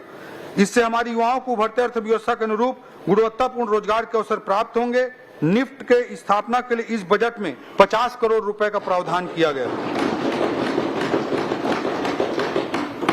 अध्यक्ष महोदय, राज्य, राष्ट्रीय और अंतर्राष्ट्रीय स्तर पर अर्थव्यवस्था में नित्य नए अवसर सृजित हो रहे हैं और नर्सिंग एक ऐसा ही क्षेत्र है कोई युवा बहन अगर नर्सिंग का कोर्स कर लेती है तो उसे आसानी से रोजगार मिल सकता है। रोजगार की असीम संभावनाएं हैं। देश की आजादी के बाद से लेकर आज तक हमारे छत्तीसगढ़ में आज तक कुल 8 शासकीय नर्सिंग कॉलेज स्थापित हुए थे। नर्सिंग क्षेत्र की संभावनाओं को ध्यान में रखते हुए हमारे मुख्यमंत्री जी के निर्देश पर इस बार इसी बजट में 12 अतिरिक्त नर्सिंग कॉलेज की स्थापना का निर्णय लिया गया है। अब नर्सिंग कॉलेजों की संख्या हमारे छत्तीसगढ़ में 8 से बढ़कर 20 हो जाएगी। अध्यक्ष महोदय, ये 12 नर्सिंग कॉलेज जो स्थापित हो रहे हैं उनमें बलरामपुर में स्थापित हो रहा है, दंतेवाड़ा में स्थापित हो रहा है, जांजगीर चांपा जिले में स्थापित होगा, बीजापुर, कुरुद, जसपुर, नवा रायपुर, बैकुंठपुर, पुसौर, कांकेर, कोरबा और महासमुंद में ये स्थापित किए जाएंगे। इसके लिए 34 करोड़ रुपए का बजटीय प्रावधान किया गया है। ऐसा ही क्षेत्र फिजियोथेरेपी का क्षेत्र भी नया क्षेत्र के रूप में उभर रहा है। अध्यक्ष महोदय, छत्तीसगढ़ राज्य की स्थापना या हम कहें आजादी के बाद से आज तक छत्तीसगढ़ में सरकारी केवल एक फिजियोथेरेपी कॉलेज स्थापित है। इस बजट में एक साथ 6 नए फिजियोथेरेपी कॉलेज की स्थापना का निर्णय आदरणीय मुख्यमंत्री जी के निर्देश पर हमने लिया है। ये 6 फिजियोथेरेपी कॉलेज स्थापित किए जाएंगे बिलासपुर में, दुर्ग में, जगदलपुर में, जसपुर में, रायगढ़ में और मनेन्द्रगढ़ में। अध्यक्ष महोदय, इस योजना के क्रियान्वयन के लिए 6 करोड़ रुपए का बजटीय प्रावधान किया गया। अध्यक्ष महोदय, प्रदेश के औद्योगिक प्रशिक्षण संस्थान, ITI एवं पॉलिटेक्निक कॉलेजों के कोर्स उनकी वर्तमान जरूरतों के अनुरूप नहीं बन पाए। रोजगार उन्मुखी प्रशिक्षण प्रदान करने के लिए इन संस्थानों के अपग्रेडेशन की आवश्यकता है। इसके लिए इस बजट में ITI और पॉलिटेक्निक कॉलेजों को वर्तमान जरूरतों के अनुरूप बनाने के लिए 100 करोड़ रुपए का प्रावधान किया गया है। कुस्तुरा तहसील दुलदुला जिला जसपुर में नई ITI के लिए बजटीय प्रावधान किया गया है। आज अर्थव्यवस्था में सर्विस सेक्टर में रोजगार के बहुत ज्यादा अवसर विद्यमान हैं और पर्यटन क्षेत्र ऐसा ही एक क्षेत्र है। बस्तर जिले के कांगेर घाटी नेशनल पार्क में स्थित धुड़माराज गांव को यूनाइटेड नेशंस के वर्ल्ड टूरिज्म ऑर्गेनाइजेशन के द्वारा बेस्ट टूरिज्म विलेज के रूप में चयनित किया गया है। जसपुर के मधेश्वर पहाड़ को golden book of world record द्वारा विश्व का सबसे बड़ा प्राकृतिक शिवलिंग माना गया है। इन उपलब्धियों से प्रेरित होकर एवं रोजगार की असीम संभावनाओं को देखते हुए मुख्यमंत्री जी के निर्देश पर इस बजट में होम स्टे पॉलिसी के लिए भी बजटीय प्रावधान किया गया है, जिसका विशेष फोकस बस्तर और सरगुजा क्षेत्र होगा। इसके लिए बजट में 5 करोड़ रुपए का प्रावधान किया गया है। इस पॉलिसी का विशेष फोकस बस्तर और सरगुजा क्षेत्र होगा। अध्यक्ष महोदय, SSIP student startup innovation policy के तहत छत्तीसगढ़ की युवाओं की रचनात्मकता, नवाचार और उद्यमिता को सशक्त बनाने एवं सतत विकास को बढ़ावा देने के लिए 5 करोड़ रुपए का बजटीय प्रावधान किया गया है। ये सारे प्रयास इसी उद्देश्य के साथ किए जा रहे हैं कि हम अपने युवाओं को शासकीय नौकरी के साथ साथ उभरती हुई अर्थव्यवस्था में निर्मित हो रहे रोजगार के नए विकल्पों के लिए तैयार कर सकें। ये हमारी रणनीति है। अध्यक्ष महोदय, हमारे आदरणीय मुख्यमंत्री जी के मार्गदर्शन में 20 विभागों में पिछले 1 वर्ष में 10,000 से अधिक भर्तियों की स्वीकृति वर्तमान वित्तीय वर्ष में दी गई है।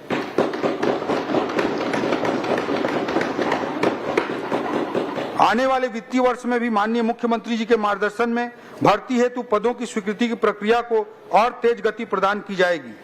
मुख्यमंत्री जी के मार्गदर्शन में स्कूलों के शिक्षकों एवं कॉलेजों के शैक्षणिक पदों की भर्ती के प्रथम चरण की स्वीकृति भी इस वित्तीय वर्ष में प्रदान की जाएगी। अध्यक्ष महोदय,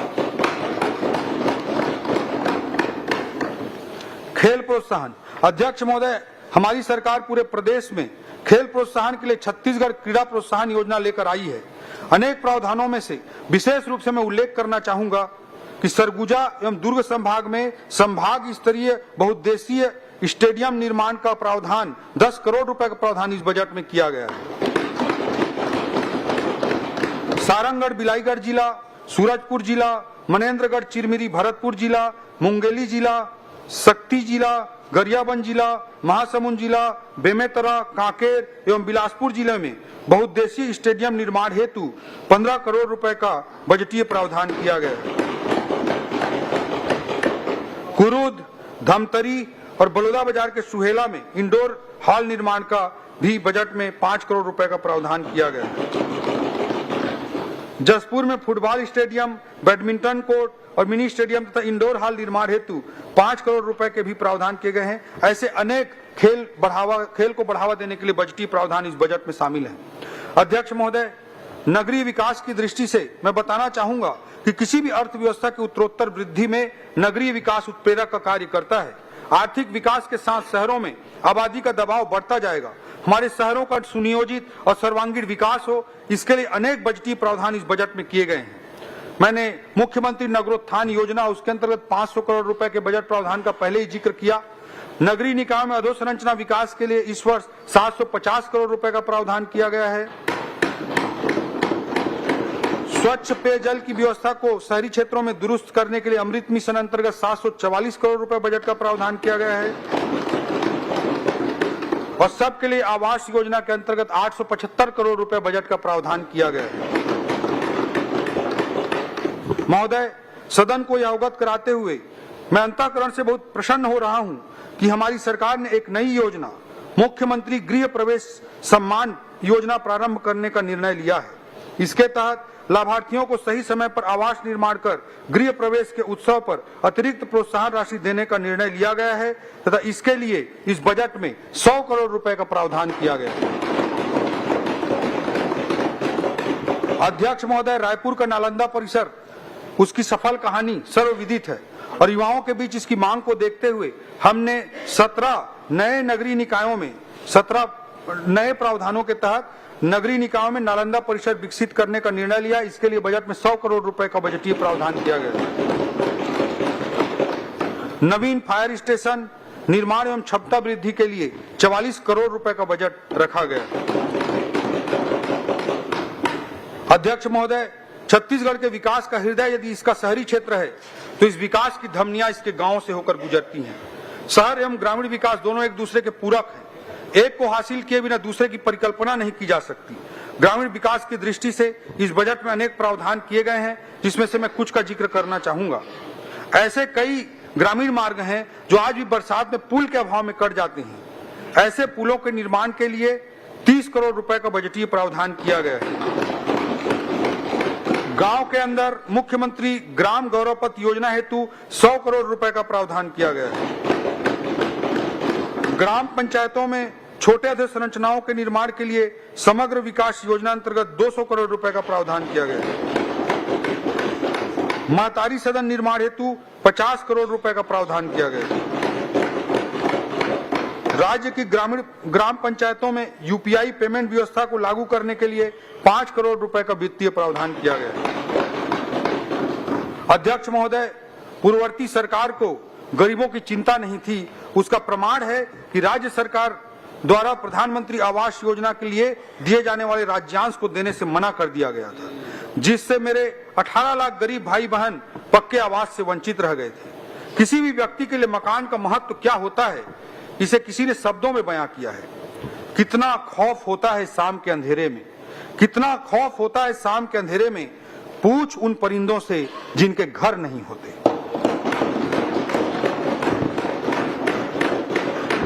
अध्यक्ष महोदय, हमने अपनी पहली कैबिनेट में मोदी की गारंटी के अंतर्गत महत्वपूर्ण बिंदु को पूरा करने के लिए 18 लाख प्रधानमंत्री आवास निर्माण को पूरा करने का संकल्प लिया है। इस वर्ष हमारे द्वारा प्रधानमंत्री आवास योजना ग्रामीण के लिए 8,500 करोड़ रुपए का वित्तीय प्रावधान किया गया है। विशेष पिछड़ी जनजाति समूहों पीवीटीजीज के आवास निर्माण के लिए विशेष प्रावधान करते हुए 300 करोड़ रुपए की व्यवस्था की गई है। महोदय, यह बताते हुए मुझे हर्ष हो रहा है कि प्रधानमंत्री आवास के क्राइटेरिया में और सरलीकरण अब होने जा रहा है। जिसके पास 2 पहिया वाहन है, जिसके पास 2.5 एकड़ तक सिंचित जमीन है, 5 एकड़ तक असिंचित भूमि है या जिनकी आय 15,000 रुपए प्रति माह है, उनको भी अब प्रधानमंत्री आवास योजना ग्रामीण का लाभ मिलेगा।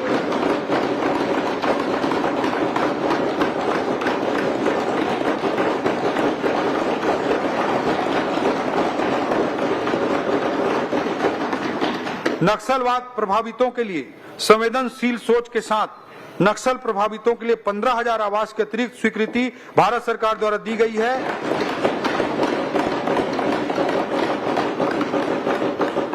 जो डबल इंजन सरकार का परिचायक है। प्रधानमंत्री श्री मोदी जी की प्रेरणा से राज्य में स्वच्छ भारत मिशन के गांवों में अत्यंत सराहनीय कार्य हुआ है। अतः इसी गति को बनाए रखने के लिए इस वर्ष हमने 200 करोड़ रुपए का बजटीय प्रावधान किया है। नवा रायपुर अटल नगर। अध्यक्ष महोदय, आजाद भारत में जब कभी भी शहरी विकास का इतिहास लिखा जाएगा तो इसमें मुझे तनिक भी संदेह नहीं है कि नवा रायपुर एक स्वर्णिम अध्याय के रूप में वर्णन किया जाएगा। नवा रायपुर छत्तीसगढ़ की अर्थव्यवस्था का ग्रोथ इंजन का पर्याय बनने जा रहा है और निश्चित तौर पर आने वाले समय में विकास के राष्ट्रीय मानचित्र पर छत्तीसगढ़ को नवा रायपुर मजबूती से स्थापित करेगा। आज नवा रायपुर में RBI, Union Bank, Indian Overseas Bank, PNB, Bank of India, NTPC, इन सब के क्षेत्रीय कार्यालय स्थापित हो चुके हैं। बालको कैंसर अस्पताल, सत्यसाई अस्पताल जैसे अनेक संस्थान भी नए कीर्तिमान स्थापित करके लोगों की सेवा कर रहे हैं। आज नवा रायपुर में EMC, electronic manufacturing cluster, IT क्षेत्र में भी यह एक बड़ा केंद्र बनकर उभर रहा है। आज यहाँ पर सेमीकंडक्टर, डेटा सेंटर जैसे क्षेत्रों के से संबंधित उद्योग भी आ रहे हैं। वेडिंग डेस्टिनेशन के रूप में भी नवा रायपुर ने पहचान बनाई है, जिसके कारण होटल इंडस्ट्री के लिए भी यह एक आकर्षक केंद्र बनकर उभर रहा है। नवा रायपुर में राष्ट्रीय एवं अंतर्राष्ट्रीय स्तर की मेडिकल सुविधा प्रदान करने के लिए 100 एकड़ में मेडिसिटी विकसित करने की योजना बनाई गई है। इसके अलावा लगभग 100 एकड़ क्षेत्र में नवा रायपुर में एजुसिटी विकसित करने के लिए भी बजटीय प्रावधान किया गया है। नवा रायपुर के गोल्फ कोर्स में नेशनल गोल्फ टूर्नामेंट का आयोजन भी हाल ही में संपन्न हो पाया। यहाँ पर देश का तीसरा सबसे बड़ा इंटरनेशनल क्रिकेट स्टेडियम हमारे द्वारा बनाया गया है। नवा रायपुर के बढ़ते विकास को देखते हुए integrated command and control centre ICCC के उन्नयन, संचालन एवं संधारण हेतु इस बजट में 40 करोड़ रुपए का प्रावधान किया गया है। विकसित भारत का आइकॉनिक डेस्टिनेशन निर्माण के लिए 20 करोड़ रुपए का इस बजट में प्रावधान किया गया है। नवा रायपुर में ई बस सेवाओं के लिए 10 करोड़, सीवरेज ट्रीटमेंट प्लांट के लिए 20 करोड़, साइंस सिटी की स्थापना के लिए 37 करोड़ और नई लाइब्रेरी बनाने के लिए 20 करोड़ रुपए का प्रावधान किया गया है। Plug and play office space विकसित किए जाने के लिए 156 करोड़ की लागत से कॉमर्शियल ऑफिस कॉम्प्लेक्स के निर्माण हेतु प्रावधान है। हमने सीबीडी कॉमर्शियल टावर में 2000 आईटी रोजगार प्रदान करने के लिए टेली परफॉर्मेंस, स्क्वायर बिजनेस और सीएसएम जैसी कंपनियों के साथ एमओयू कर लिया है। इस वर्ष में ही 700 से अधिक लोगों को रोजगार ऑलरेडी मिल चुका है। नवा रायपुर में बसाने की दृष्टिकोण से, लोगों की सुविधा की दृष्टिकोण से एसडीएम कार्यालय और नवीन तहसील कार्यालय के लिए भी इस बजट में प्रावधान किया गया है।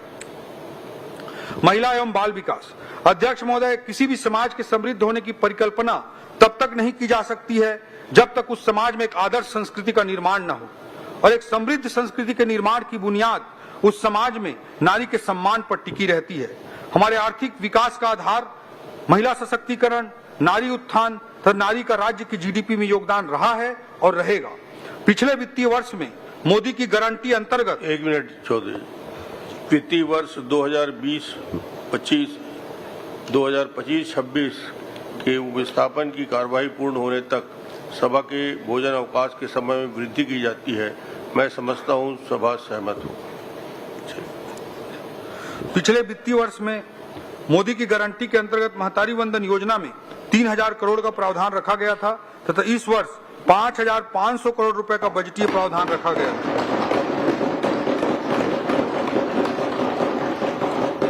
महतारी वंदन योजना ने हमारे छत्तीसगढ़ की माताओं बहनों को आत्मसम्मान और स्वाभिमान दिया है। लाखों बहनें आर्थिक रूप से अपने पैरों पर खड़ी हुई हैं। आर्थिक सशक्तिकरण से राजनीतिक और सामाजिक सशक्तिकरण के रास्ते खुले हैं। सबसे बड़ी बात, बहनों का परिवार के भीतर भी सम्मान बढ़ा है।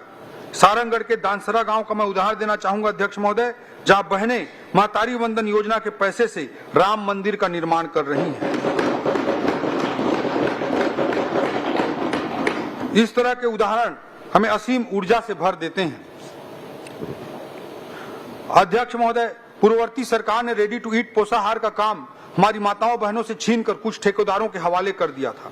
माननीय मुख्यमंत्री विष्णुदेव साय जी के नेतृत्व में हमारी सरकार ने इस अन्याय को ठीक करते हुए पुनः इस कार्य को महिला स्व सहायता समूहों को देना प्रारंभ कर दिया है।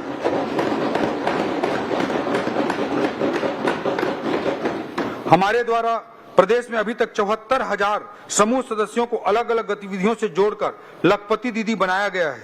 हमने अगले 3 वर्षों में 8 लाख महिला सदस्यों को लखपति दीदी बनाने का लक्ष्य रखा है। कामकाजी महिलाओं को बेहतर आवासीय सुविधा प्रदान करने के लिए 7 वर्किंग वुमन हॉस्टल निर्माण हेतु 79 करोड़ का प्रावधान इस बजट में किया गया है। बेटी बचाओ बेटी पढ़ाओ के तहत 5 करोड़, वन स्टॉप सेंटर सखी के लिए 20 करोड़, शहरी क्षेत्रों में 150 और ग्रामीण क्षेत्रों में 1200 नए आंगनवाड़ी भवन निर्माण हेतु 42 करोड़,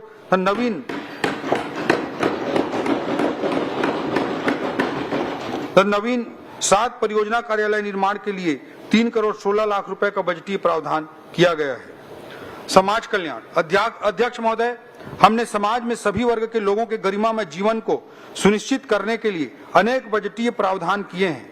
राष्ट्रीय वृद्धावस्था पेंशन के लिए 200 करोड़, सुखद सहारा योजना के लिए 125 करोड़, वरिष्ठ नागरिक सहायता योजना के लिए 4 करोड़, दिव्यांगजनों के शैक्षणिक संस्थानों के लिए 30 crore, physical referral rehabilitation centre का उन्नयन एक आदर्श कृत्रिम अंग निर्माण केंद्र के रूप में करने के लिए 5 करोड़, जसपुर नगर में दिव्यांग बच्चों के लिए आदर्श आवासीय परिसर निर्माण हेतु 2.5 करोड़, माना कैंप रायपुर में दिव्यांगों के विशेष विद्यालय हेतु भवन निर्माण के लिए 5 करोड़, भारत माता वाहिनी अंतर्गत नशा मुक्ति केंद्र संचालन हेतु 10 करोड़ एवं थर्ड जेंडर समुदाय के लिए समानता आधारित अवसरों को सुनिश्चित करने के लिए भी बजटीय प्रावधान किए गए हैं। खाद्य सुरक्षा अध्यक्ष महोदय, आपके मुख्यमंत्री रहते हमारा राज्य देश का पहला राज्य था जिसने खाद्य सुरक्षा कानून लागू किया था। साथ ही पीडीएस की एक उत्कृष्ट व्यवस्था स्थापित की थी जिसको देश के माननीय सर्वोच्च न्यायालय ने भी तारीफ की थी। इस बार की इस बजट में खाद्य सुरक्षा हेतु 5,326 करोड़ रुपए का प्रावधान किया गया है। शिक्षा अध्यक्ष महोदय, किसी भी राज्य समाज का मूल आधार शिक्षा होती है, इसलिए हमने बजट में पर्याप्त शैक्षणिक प्रावधान किए हैं। नियमित शैक्षणिक प्रावधानों के अतिरिक्त पीएम श्री स्कूल योजना के लिए 277 करोड़, राष्ट्रीय जम्बूरी के आयोजन के लिए 10 करोड़, संचालनालय लोक शिक्षण के नवीन भवन के निर्माण के लिए 10 करोड़, रामकृष्ण आश्रम अबूझ मार्ग के लिए 10 करोड़, विभिन्न शालाओं के निर्माण हेतु 30 करोड़, 5 जिलों सरगुजा, बस्तर, बलरामपुर, रायगढ़ एवं जसपुर में साइंस पार्क की स्थापना के लिए 7 करोड़ 50 लाख, बस्तर एवं सरगुजा में मोबाइल साइंस लैब की स्थापना के लिए 3 करोड़ 50 लाख, महाविद्यालयों एवं विश्वविद्यालयों में शोध व नवाचार को बढ़ावा देने के लिए 3 करोड़, 25 महाविद्यालयों को आदर्श महाविद्यालय के रूप में स्थापित करने के लिए 75 करोड़, नवा रायपुर में नवीन महाविद्यालय के निर्माण के लिए 4.5 करोड़ एवं 10 महाविद्यालयों में छात्रावास पुनर्निर्माण के लिए भी बजटीय प्रावधान किया गया है। करडेगा जिला जसपुर में महाविद्यालय के निर्माण के लिए तथा 21 शासकीय महाविद्यालयों में भवन निर्माण के लिए 47 करोड़ रुपए का प्रावधान किया गया है। स्वास्थ्य अध्यक्ष महोदय, शहीद वीर नारायण सिंह आयुष्मान स्वास्थ्य योजना के तहत प्रदेश के 77,20,000 परिवारों को स्वास्थ्य सुरक्षा योजना प्रदान करने के लिए 1500 करोड़ रुपए का इस बजट में प्रावधान है। राष्ट्रीय स्वास्थ्य मिशन एनएचएम के लिए इस बजट में 1850 करोड़ रुपए का प्रावधान है। हमारे संकल्प पत्र के अनुसार विकास खंडों में सिकल सेल स्क्रीनिंग सेंटर की स्थापना हेतु प्रथम चरण में 50 विकास खंड हेतु बजटीय प्रावधान किया गया है। वरिष्ठ नागरिकों के स्वास्थ्य परीक्षण हेतु भी इस बजट में विशेष प्रावधान किए गए हैं। डॉक्टर भीमराव अंबेडकर चिकित्सालय रायपुर स्थित एडवांस कार्डियक इंस्टीट्यूट एसीआई के कार्डियोलॉजी विभाग का विस्तार किया जा रहा है। हमारे सरकार के विगत 1 वर्ष के प्रयास से यहाँ कार्डियक बाईपास भी प्रारंभ हो गया है। इसके विस्तार हेतु 10 करोड़ रुपए का बजट इस बजट में रखा गया है। निसंतान दंपतियों के लिए आईवीएफ तकनीक एक बड़ी उम्मीद बनकर उभरा है, लेकिन इसके महंगा होने की वजह से आर्थिक रूप से कमजोर दंपति इसका लाभ नहीं ले पाते। सरकारी स्थानों पे इस अत्याधुनिक चिकित्सा सुविधा की व्यवस्था नहीं रहती। इसका ध्यान रखते हुए निसंतान दंपतियों को लाभ पहुंचाने हेतु चिकित्सा महाविद्यालय रायपुर के स्त्री रोग विभाग में एआरटी असिस्टेड रिप्रोडक्टिव टेक्नोलॉजी केंद्र स्थापित किया जाएगा। इस हेतु 10 करोड़ रुपए का बजटीय प्रावधान किया गया है। यह प्रदेश के शासकीय मेडिकल कॉलेज में पहली बार इस तरह के सेंटर की स्थापना होगी। मेकाहारा स्थित क्षेत्रीय कैंसर संस्थान विभाग वन्य विभाग हेतु प्रथम चरण में 20 करोड़ के चिकित्सा उपकरणों की व्यवस्था भी की जाएगी। हम अपने सरकारी अस्पतालों को हाईटेक बना रहे हैं। इसके लिए मेकाहारा में 28.5 करोड़ के 3 टेस्ला MRI मशीन, 26 करोड़ के 256 स्लाइस CT स्कैन मशीन लगाई जाएगी तथा महासमुंद चिकित्सा महाविद्यालय में 14 करोड़ की लागत से 128 स्लाइस CT स्कैन मशीन स्थापित की जाएगी। मेडिकल कॉलेजों के प्रभावी प्रबंधन की दृष्टि से निर्णय प्रणाली को विकेंद्रीकृत करते हुए उनके वित्तीय अधिकारों में न केवल बढ़ोतरी की गई है बल्कि मेडिकल कॉलेज अच्छे तरीके से संचालित हों, इसके लिए अतिरिक्त बजट का प्रावधान भी किया गया है। जनकपुर में 100 बिस्तर अस्पताल, जांजगीर चांपा एवं कोरबा जिला में 220 बिस्तर अस्पताल, राजानवागांव जिला कबीरधाम, भेज्जी जिला सुकमा में PHC की स्थापना, पचपेड़ी बिलासपुर के PHC का CHC में उन्नयन, ग्राम कटवार मनेन्द्रगढ़ चिरमिरी भरतपुर में सब हेल्थ सेंटर, इनके लिए पदों का प्रावधान इस बजट में किया गया है।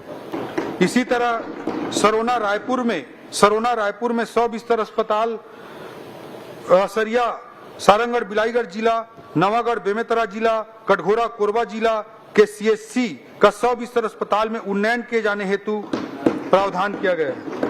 मोतीमपुर मुंगेली, भंडारपुरी रायपुर, सिरिमकेला जिला जसपुर में PHC की स्थापना, कोदबा जसपुर, धरसीवा रायपुर तथा तरेगांव जंगल कबीरधाम के CHC का उन्नयन, तखतपुर में मातृ शिशु अस्पताल की स्थापना करने हेतु भी पदों एवं भवनों के लिए आर्थिक प्रावधान किया गया है। सेंद्री बिलासपुर के मानसिक चिकित्सालय, कुरूद धमतरी, बसना महासमुंद के 100 बिस्तर अस्पताल, गौरेला पेंड्रा मरवाही एवं गरियाबंद के जिला चिकित्सालय, बीजापुर के 100 बिस्तर अस्पताल को 200 बिस्तर अस्पताल में अपग्रेड किया जाएगा।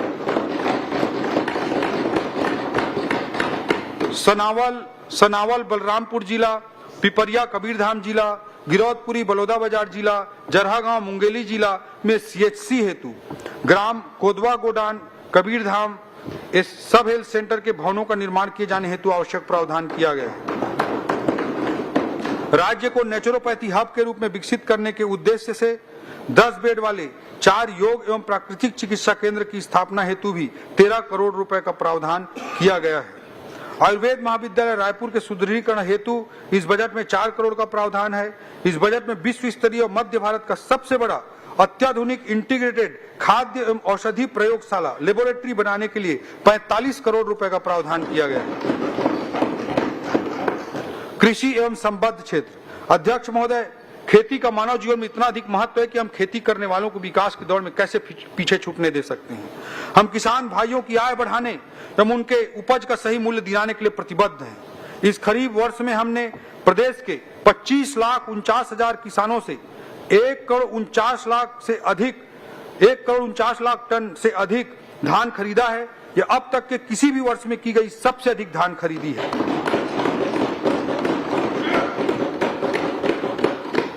अध्यक्ष महोदय, जब से माननीय श्री विष्णुदेव साय जी के नेतृत्व में हमने कार्यभार संभाला है, प्रदेश के किसानों के खाते में विभिन्न योजनाओं के तहत लगभग 1 लाख करोड़ रुपए की राशि अंतरित की जा चुकी है। कृषक उन्नति योजना के लिए विगत वर्ष की भांति इस वर्ष भी 10,000 करोड़ रुपए का प्रावधान किया गया है। मोदी की गारंटी के तहत दीनदयाल उपाध्याय भूमिहीन कृषि मजदूर कल्याण योजना के माध्यम से 5,62,000 भूमिहीन मजदूरों को सालाना 10,000 रुपए की आर्थिक सहायता करते हुए इस वित्तीय वर्ष में 562 करोड़ का भुगतान किया जा चुका है। आगामी वर्ष हेतु इस योजना के अंतर्गत भूमिहीन कृषक मजदूरों के लिए 600 करोड़ रुपए का बजटीय प्रावधान किया गया है। कृषि पंपों के निःशुल्क विद्युत प्रदाय योजना अंतर्गत 3,500 करोड़ रुपए का बजट प्रावधान किया गया है। माननीय प्रधानमंत्री नरेंद्र मोदी जी ने किसान भाइयों को प्राकृतिक आपदाओं से होने वाले नुकसान से बचाने के लिए प्रधानमंत्री फसल बीमा योजना की शुरुआत की थी। इस योजना के अंतर्गत राज्यांश के लिए इस बजट में 750 करोड़ रुपए का प्रावधान किया गया है। मैं सदन को बताना चाहता हूं कि योजना की शुरुआत से अभी तक राज्य के किसानों द्वारा 1362 करोड़ रुपए का प्रीमियम अदा किया गया, जिसके विरुद्ध किसानों को अब तक 7156 करोड़ रुपए का क्लेम भुगतान किया जा चुका है। इस वर्ष से प्रदेश में उत्पादित होने वाले दलहन और तिलहन के फसलों को समर्थन मूल्य पर सरकार द्वारा खरीदे जाने का निर्णय लिया गया है। मुख्यमंत्री जी के निर्देश पर इसके लिए प्रधानमंत्री अन्नदाता आय संरक्षण अभियान के साथ क्लब करते हुए दलहन और तिलहन की फसलों के खरीदी के लिए बजट में 80 करोड़ रुपए का प्रावधान किया गया है। अनाज फसलों यथा धान, गेहूं, रागी, कोदो, कुटकी के साथ साथ दलहन, तिलहन फसल के बीज उत्पादन एवं वितरण के लिए बजट में कृषक समग्र विकास योजना अंतर्गत 150 करोड़ रुपए का प्रावधान रखा गया है। हम आगामी वर्ष में राज्य में नैनो यूरिया और डीएपी को भी प्रोत्साहित करेंगे। ऑर्गेनिक खेती को बढ़ावा देने के लिए परंपरागत कृषि योजना के अंतर्गत 20 करोड़ रुपए का प्रावधान किया गया है। इसके साथ ही ऑर्गेनिक प्रमाणीकरण हेतु लगभग 24 करोड़ रुपए का प्रावधान किया गया है। एकीकृत वाटर शेड प्रबंधन कार्यक्रम अंतर्गत 200 करोड़, कृषि पंपों के ऊर्जीकरण के लिए 50 करोड़, गन्ना किसानों को बोनस प्रदान करने हेतु 60 करोड़ का प्रावधान किया गया है। अध्यक्ष महोदय, मुख्य कृषि के साथ साथ संबंधित गतिविधियां किसानों का आय बढ़ाने के लिए अत्यंत जरूरी हैं। बागवानी, हमने बागवानी क्षेत्र के विस्तार हेतु अनेक प्रावधान किए हैं। एकीकृत बागवानी मिशन के लिए 150 करोड़, आयल सीड्स एवं आयल पाम खाद्य तेल नेशनल मिशन अंतर्गत 30 करोड़, आयल पाम की खेती को बढ़ावा देने के लिए 25 करोड़, मसाला क्षेत्र विस्तार योजना अंतर्गत हल्दी एवं अदरक की खेती को बढ़ावा देने के लिए 5 करोड़ का बजटीय प्रावधान किया गया है। डेयरी, अध्यक्ष महोदय, हमने गुजरात के बनासकांठा का डेयरी मॉडल देखा है, जहां दुग्ध उत्पादन से किसान 25,000 से 1 लाख रुपए तक प्रतिमाह कमा रहे हैं। बनास डेयरी भारत ही नहीं एशिया की सबसे बड़ी डेयरी है। छत्तीसगढ़ में दुग्ध उत्पादन के जरिए किसानों की आय बढ़ाने के लिए हमने मुख्यमंत्री विष्णुदेव साय जी के मार्गदर्शन में national dairy development board NDDB के साथ समझौता किया है। इसके जरिए छत्तीसगढ़ दुग्ध महासंघ से जुड़ी समितियों को तकनीकी जानकारी और प्रशिक्षण दिया जाएगा। डेयरी विकास समग्र परियोजना हेतु 90 करोड़ रुपए का इस बजट में प्रावधान रखा गया है। मत्स्यिकी, आज राज्य में मत्स्य उत्पादन लगभग 8 लाख टन प्रतिवर्ष है। मत्स्य बीज के उत्पादन में हमारा राज्य न केवल आत्मनिर्भर है बल्कि पड़ोसी राज्यों को भी निर्यात कर रहा है। 3 नवीन हेचरी सह संवर्धन पोखर निर्माण 3 जिलों में किया जाएगा। ये जिला है मानपुर मोहला अंबागढ़, बलरामपुर रामानुजगंज, खैरागढ़ गंडई छुई खदान। इन 3 जिलों में हेचरी सह संवर्धन पोखर का निर्माण होगा। मत्स्य उत्पादन में विस्तार के लिए 12 करोड़ रुपए का प्रावधान किया गया है। इस बजट में बस्तर संभाग में 200 झींगा पालन इकाई स्थापित करने हेतु भी बजट प्रावधान किया गया है। मत्स्यिकी महाविद्यालय कवर्धा, इस बार हमने अपने बजट में सुअर पालन, बकरी पालन को बढ़ावा देने के लिए बजटीय प्रावधान में कई गुना, लगभग 5 से 6 गुना की वृद्धि की है। 1 लाख मत्स्य एवं पशु पालकों को केसीसी उपलब्ध कराने का लक्ष्य रखा गया है। इसके अलावा कृषि विभाग के बजट में विभिन्न कार्यालय भवनों के लिए भी बजटीय प्रावधान किए गए हैं, जैसे संयुक्त संचालक कृषि बिलासपुर का, उप संचालक कृषि भवन मुंगेली, दुर्ग, बेमेतरा, बलौदाबाजार, जसपुर, कोरबा और सूरजपुर का, एसडीओ कार्यालय कृषि मुंगेली, बलौदाबाजार, पत्थलगांव, कोरबा, कटघोरा, शक्ति का, सहायक भूमि संरक्षण अधिकारी कार्यालय बलौदाबाजार, दुर्ग, कटघोरा का, मिट्टी परीक्षण प्रयोगशाला जगदलपुर, कोरबा का, वरिष्ठ कृषि विस्तार अधिकारी कार्यालय सरगुजा, उसूर, जसपुर, कुनकुरी, फरसाबहार, बगीचा, सहायक संचालन उद्यान कार्यालय गौरेला, पेड्रा, मरवाही और सूरजपुर जिले का। इस तरह के अनेक प्रावधान किए गए हैं। भवानी साव, रामलाल साव कृषि अभियांत्रिकी एवं प्रौद्योगिकी महाविद्यालय मुंगेली के परिसर में नवीन शासकीय कृषि महाविद्यालय मुंगेली की स्थापना की जाएगी। इस हेतु 5 करोड़ रुपए का बजटीय प्रावधान किया गया है। राज्य बनने के 25 वर्ष बाद भी अंजोरा में एकमात्र पशु चिकित्सा महाविद्यालय आज चल रहा है। इस बजट में बिलासपुर में निर्माणाधीन महाविद्यालय में जो कामों की जरूरत है उसके लिए 7 करोड़ 27 लाख रुपए का प्रावधान किया गया है और हमारा प्रयास रहेगा कि अंजोरा में चल रहे पशु चिकित्सा महाविद्यालय के साथ साथ बिलासपुर में एक और महाविद्यालय काम करे, इसे इसी सत्र से प्रारंभ किया जाए, इसके लिए प्रयास है। सहकारिता अंतर्गत माननीय केंद्रीय गृह एवं सहकारिता मंत्री श्री अमित शाह जी ने सहकार से समृद्धि का नारा दिया है।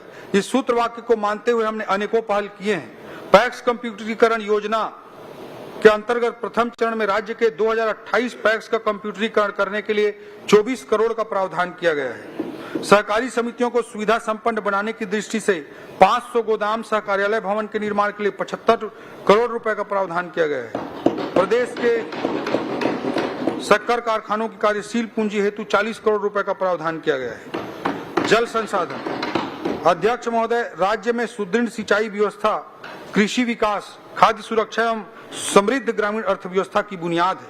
प्रदेश में ऐसे सैकड़ों सिंचाई परियोजनाएं हैं जो विगत कई वर्षों से अपूर्ण हैं। इन परियोजनाओं को आगामी वर्षों में कार्य योजना बनाकर शीघ्र पूरा करने के उद्देश्य से हमने अटल सिंचाई योजना लागू करने का निर्णय लिया है, ताकि पुरानी सिंचाई योजनाएं समयबद्ध ढंग से पूरी की जा सके। इस पूरी कार्य अवधि में लगभग 5000 करोड़ रुपए व्यय करके 1 लाख हेक्टेयर से अधिक क्षेत्र में सिंचाई क्षमता सृजित करने का साहसी लक्ष्य रखा गया है। सिंचाई परियोजनाओं के निर्माण एवं अनुरक्षण की दृष्टि से बजट में कुल 3800 करोड़ रुपए का प्रावधान किया गया है, जो पिछले साल की तुलना में लगभग 20% ज्यादा है। वन अध्यक्ष महोदय, भारतीय वन सर्वे के अनुसार छत्तीसगढ़ राज्य ने वन क्षेत्र में सर्वाधिक वार्षिक वृद्धि दर्ज की है। हमारे राज्य के वन क्षेत्र न केवल पर्यावरण संतुलन की दृष्टि से महत्वपूर्ण है, बल्कि राज्य के आर्थिक और सामाजिक विकास के ताना बाना के धागा भी है। पिछली सरकार ने तेंदुपत्ता संग्रहण करने वाले आदिवासी भाई बहनों के प्रति असंवेदनशीलता का परिचय देते हुए चरण पादुका योजना बंद कर दी थी। हमारी जनहितैषी सरकार ने इस निर्णय को पलटते हुए चरण पादुका योजना को पुनः चालू किया। इसके लिए बजट में 50 करोड़ रुपए का प्रावधान रखा गया। हमारी सरकार ने सत्ता में आते ही हरा सोना के नाम से प्रसिद्ध तेंदुपत्ता के संग्रहण दर को 4000 रुपए प्रति मानक बोरा से बढ़ाकर 5500 रुपए प्रति मानक बोरा कर दिया। इसके लिए जो कमी होती है उसे पूरा करने के लिए 204 करोड़ रुपए का बजटीय प्रावधान इस बजट में किया गया है। राजमोहिनी देवी तेंदुपत्ता संग्राहक सामाजिक सुरक्षा योजना के संचालन हेतु 40 करोड़ रुपए का प्रावधान किया गया है। अध्यक्ष महोदय, अब मैं जनजातीय समुदायों के विकास पर चर्चा करूंगा। अध्यक्ष महोदय, आदिवासी समाज कला, संस्कृति, परंपरा में न केवल विविधता प्रदान करता है, बल्कि अनुभव एवं प्राकृतिक ज्ञान का भी एक अद्भुत भंडार है। राज्य के सामाजिक, आर्थिक एवं सांस्कृतिक विकास में सदियों से आदिवासी भाइयों का अविस्मरणीय योगदान रहा है।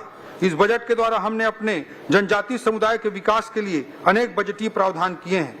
जनजातीय क्षेत्रों में बुनियादी सुविधाओं और अधोसंरचना के विकास के लिए 221 करोड़ रुपए, धरती आबा जनजातीय ग्राम उत्कर्ष अभियान के लिए 30 करोड़ रुपए, प्रधानमंत्री जनजातीय उन्नत ग्राम अभियान योजना के अंतर्गत ऊर्जा विभाग को देने के लिए 50 करोड़ रुपए, पीएम जनमन के तहत विशेष पिछड़ी जनजातीय समुदाय को सभी योजनाओं में सैचुरेट करने के लिए स्कूल शिक्षा विभाग की दृष्टि से 30 करोड़, ट्राइबल वेलफेयर विभाग की दृष्टि से 12 करोड़ और आवास निर्माण के लिए 300 करोड़ रुपए का प्रावधान रखा गया है। जिला बलरामपुर एवं राजनांदगांव में 500 सीटर प्रयास आवासीय विद्यालय की स्थापना हेतु 21 करोड़ 50 लाख रुपए का बजटीय प्रावधान किया गया है। अध्यक्ष महोदय, पिछले बजट में हमने 10 स्तंभों के रूप में एक स्तंभ बस्तर और सरगुजा की ओर देखो का भी जिक्र किया था। मैं बस्तर में किए जा रहे प्रयासों के संबंध में सदन के समक्ष आपके माध्यम से प्रस्तुत करना चाहूंगा। बस्तर में पहले एजुकेशन सिटी, पोटा केबिन, प्रयास विद्यालय, छूलो आसमान, लाइवलीहुड कॉलेज, नन्हे परिंदे जैसे इनोवेटिव प्रोजेक्ट चलाए गए, जिससे बस्तर की भावी पीढ़ी को भटक कर नक्सलवाद के चंगुल में फंसने से बचाया जा सके, ये प्रयास किया गया। बस्तर की युवा गोली, बंदूक, लैंडमाइन की बात करने के बजाय इन परियोजनाओं के कारण कागज, कलम, नीट और आईटी की बात करने लगे। बस्तर नक्सलगढ़ के जगह पर शिक्षा का गढ़ बनने लगा। लेकिन दुर्भाग्य की बात है अध्यक्ष महोदय कि अभी भी बाहर नक्सली परसेप्शन से हम बस्तर को बाहर नहीं निकाल पाए हैं। इस नकारात्मक परसेप्शन को तोड़ने के लिए हमें कड़ी मेहनत करनी होगी। भारत के सम्मानीय गृह मंत्री श्री अमित शाह जी के कुशल नेतृत्व में मार्च 2026 तक देश को नक्सलवाद से मुक्ति दिलाने का लक्ष्य रखा गया है।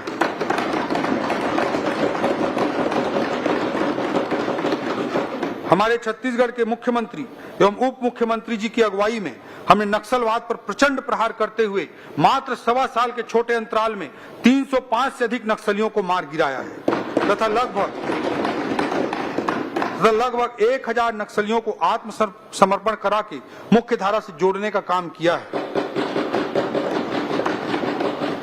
नक्सलवाद से मुक्ति के साथ ही बस्तर के नक्सल प्रभावित क्षेत्र में विकास का मार्ग प्रशस्त हो रहा है और अब वहां गोलियों की गूंज नहीं बल्कि स्कूलों की घंटियां और मांदर के थाप सुनाई पड़ने लगे हैं।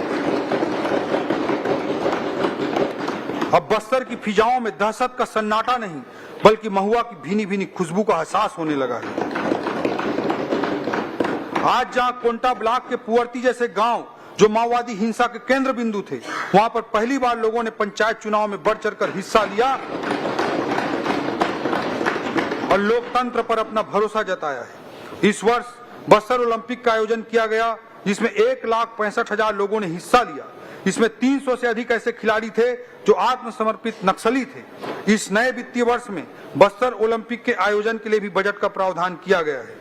बस्तर के जनमानस में स्वस्थ, सकारात्मक एवं सृजनात्मक भावना उत्पन्न करने के लिए जगह जगह पर योग शिविर का आयोजन किया जाएगा। इसके लिए भी इस बजट में 2 करोड़ रुपए का बजटीय प्रावधान किया गया है। अध्यक्ष महोदय, बस्तर पर्व, त्योहार, मेला मड़ाई और उत्सवों का सदैव केंद्र बिंदु रहा है और वहां की संस्कृति की यही पहचान है। बस्तर मड़ाई और बस्तर में मैराथन के लिए भी इस बजट में प्रावधान किया गया है। बस्तर के सांस्कृतिक वैशिष्ट, समृद्ध प्रकृति और जलवायु की विशिष्टता के कारण इको और फार्म टूरिज्म की संभावनाएं, जैव विविधता अवलोकन एवं टूरिज्म जोन के निर्माण के लिए 10 करोड़ रुपए का बजटीय प्रावधान किया गया है। बस्तर में जैसे जैसे नक्सलवाद का सूर्यास्त हो रहा है, वह समग्र विकास के दृष्टिकोण से नियत नेल्ला नार अर्थात मेरा सुंदर गांव योजना के माध्यम से नक्सल प्रभावित गांवों को हितग्राही मूलक योजनाओं से सैचुरेट करने का लक्ष्य रखा गया है। इसके लिए इस बजट में 25 करोड़ रुपए का प्रावधान अतिरिक्त किया गया है। अध्यक्ष महोदय, इस खरीफ सीजन में सिर्फ बस्तर क्षेत्र के लगभग 2.5 लाख किसान भाइयों से 14 लाख मीट्रिक टन धान की रिकॉर्ड खरीदी की गई तथा लगभग 3,228 करोड़ उनके खाते में सीधे भुगतान किए गए हैं। अध्यक्ष महोदय, हमारा प्रयास यह भी है कि कोंडा गांव के नवनिर्मित एथेनॉल प्लांट भी इसी वित्तीय वर्ष में प्रारंभ हो सके, जिससे कि क्षेत्र के किसानों को इसका बहुप्रतीक्षित लाभ मिलना शुरू हो जाए। अध्यक्ष महोदय, इसी तरह सरगुजा का अंचल भी हमारे छत्तीसगढ़ की दृष्टि से अत्यंत महत्वपूर्ण है। पिछली सरकार में सरगुजा क्षेत्र लगातार उपेक्षाओं का शिकार रहा, लेकिन माननीय विष्णुदेव साय जी के नेतृत्व में अब सरगुजा क्षेत्र में विकास के नए युग का प्रारंभ हुआ है। सरगुजा अंचल के सभी जिलों के समग्र और संतुलित विकास हेतु हमारी सरकार ने इस बजट में अनेकों प्रावधान किए हैं। हमारी सरकार आने के बाद अंबिकापुर मेडिकल कॉलेज हेतु 118 करोड़ रुपए हमने जारी किए हैं। पुनरीक्षित प्रशासकीय स्वीकृति के रूप में इस अंबिकापुर के मेडिकल कॉलेज हेतु 110 करोड़ रुपए की अतिरिक्त राशि भी इस वर्ष जारी की जाएगी। सरगुजा में बांस की खेती के लिए 10 करोड़ रुपए का प्रावधान किया गया है। जसपुर पर्यटन सर्किट, जिसमें तातापानी, सेमरसोत अभ्यारण्य, पंडरापाट, जसपुर, मयाली, कुनकुरी, कैलाश गुफा, मैनपाट आदि शामिल हैं। इस टूरिस्ट सर्किट के लिए 10 करोड़ रुपए का प्रावधान किया गया है। बलरामपुर में प्रयास विद्यालय की स्थापना हेतु 20 करोड़ का प्रावधान। सरगुजा अंचल के दूरस्थ क्षेत्रों में अच्छी स्वास्थ्य सुविधाएं देने के लिए कुनकुरी में मेडिकल कॉलेज, मनेन्द्रगढ़ में मेडिकल कॉलेज भवन, मनेन्द्रगढ़ में मानसिक रोगी अस्पताल हेतु भी बजटीय प्रावधान किए गए हैं। जसपुर एवं मनेन्द्रगढ़ में प्राकृतिक चिकित्सा केंद्र और फिजियोथेरेपी केंद्र हेतु भी बजट प्रावधान किया गया है। अंबिकापुर इंजीनियरिंग कॉलेज के भवन निर्माण का भी इस बजट में प्रावधान किया गया है। बैकुंठपुर, बलरामपुर और जसपुर में नर्सिंग कॉलेज, एडवेंचर टूरिज्म के तहत मयाली क्षेत्र में पर्यटन विकास हेतु 5 करोड़, सरगुजा में केंद्रीय उपकरण प्रयोगशाला, उर्वरक गुण नियंत्रण प्रयोगशाला का भी प्रावधान है। छत्तीसगढ़ क्रीड़ा प्रोत्साहन योजना अंतर्गत सरगुजा क्षेत्र में स्टेडियम निर्माण का भी प्रावधान किया गया है। इन प्रावधानों के माध्यम से हम सरगुजा के लोगों को बेहतर सुविधाएं, अवसर और बेहतर जीवन स्तर देने का प्रयास कर रहे हैं। हमारी सरकार का उद्देश्य है कि सरगुजा क्षेत्र प्रदेश के विकास में महत्वपूर्ण भूमिका निभाए और यहाँ के निवासियों का सर्वांगीण विकास हो। अध्यक्ष महोदय, बस्तर एवं सरगुजा क्षेत्र में कम घनत्व वाले आबादी के क्षेत्र होने के कारण सार्वजनिक यातायात के साधन बस आदि पर्याप्त नहीं होते हैं। अतः हमारी सरकार ने पंचायतों से ब्लॉक मुख्यालय और जिला मुख्यालय तक सुगम यातायात व्यवस्था उपलब्ध कराने के लिए एक नई योजना बनाया है। मुख्यमंत्री जी के निर्देशानुसार मुख्यमंत्री सुगम यातायात योजना का प्रावधान किया गया है। इसके लिए 25 करोड़ रुपए का बजटीय प्रावधान किया गया है। इसे ग्रामीण क्षेत्रों में निवासरत विद्यार्थी, शिक्षक, किसान, मजदूर, व्यवसायी जिन्हें अपने व्यवसायिक आवश्यकताओं, उत्पादों की बिक्री, उन्नत इलाज, पठन पाठन, तहसील कार्यालय, एसडीएम कार्यालय में काम करने के लिए जो जाना पड़ता है, उस आवागमन में उनको सीधी सुविधा होगी और इसका सीधा सीधा गरीब लोगों को लाभ मिलेगा। इसके अतिरिक्त बस्तर एवं सरगुजा प्राधिकरण के लिए भी 50-50 करोड़ रुपए का बजटीय प्रावधान किया गया है। अध्यक्ष महोदय, ऊर्जा अंतर्गत घरेलू उपभोक्ताओं को विद्युत देयकों में राहत योजना के अंतर्गत 1000 रुपए का बजटीय प्रावधान किया गया है। एकल बत्ती कनेक्शन का लाभ कुल 15,63,000 से अधिक हितग्राहियों को प्राप्त हो रहा है। इस योजना हेतु 500 करोड़ रुपए का बजटीय प्रावधान किया गया है। पीएम कुसुम योजना के क्रियान्वयन में पूर्ववर्ती सरकार का रवैया अत्यंत उदासीन रहा, जिसका खामियाजा छत्तीसगढ़ की जनता को भुगतना पड़ा। किंतु अब माननीय विष्णुदेव साय जी की सरकार ने इस योजना के क्रियान्वयन का निर्णय करते हुए 362 करोड़ रुपए का प्रावधान किया है। हाफ बिजली बिल से मुफ्त बिजली योजना हेतु भारत सरकार की पीएम सूर्य घर योजना अंतर्गत अतिरिक्त लाभ हितग्राहियों को देने के लिए बजट में 200 करोड़ रुपए का प्रावधान किया गया है। पीएम सूर्य घर मॉडल सोलर विलेज योजना के तहत प्रत्येक जिले में एक मॉडल सोलर विलेज बनाने हेतु 35 करोड़ रुपए का प्रावधान किया गया है। मुख्यमंत्री शहरी विद्युतीकरण हेतु 25 करोड़ रुपए का प्रावधान किया गया है। अध्यक्ष महोदय, राजस्व विभाग की दृष्टि से मैं कहना चाहूंगा कि राजस्व विभाग सीधे जनता से सरोकार रखता है एवं हमारी सरकार एक सुगम, सरल और पारदर्शी राजस्व प्रशासन स्थापित करने के लिए प्रतिबद्ध है। राजस्व न्यायालय की कार्रवाई की ऑनलाइन स्ट्रीमिंग के लिए 5 करोड़ रुपए का प्रावधान इस बजट में किया गया है। राजस्व अभिलेखों को कंप्यूटरीकरण कर पब्लिक डोमेन में उपलब्ध कराने के लिए 15 करोड़ रुपए का प्रावधान है। यह भी निर्णय लिया गया है कि हमारे मैदानी स्तर पर पटवारी लोगों को सुगमता से अपनी सेवाएं दे सकें, इसके लिए उन्हें संसाधन भत्ता दिया जाएगा। इसके लिए भी समुचित बजट प्रावधान इस बजट में किए गए हैं। अध्यक्ष महोदय, माननीय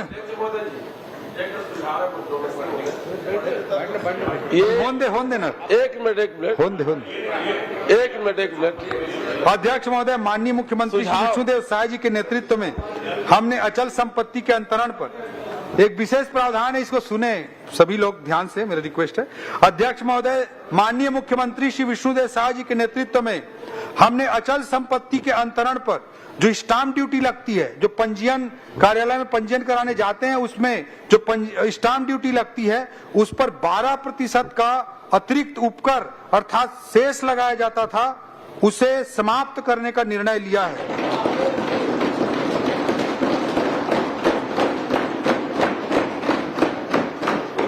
कानून व्यवस्था अंतर्गत अध्यक्ष महोदय, हमारे राज्य में कानून व्यवस्था चुस्त दुरुस्त करने, रिस्पॉन्सिबल एवं रिस्पॉन्सिव पुलिसिंग के लिए बजट में विशेष प्रावधान किए गए हैं।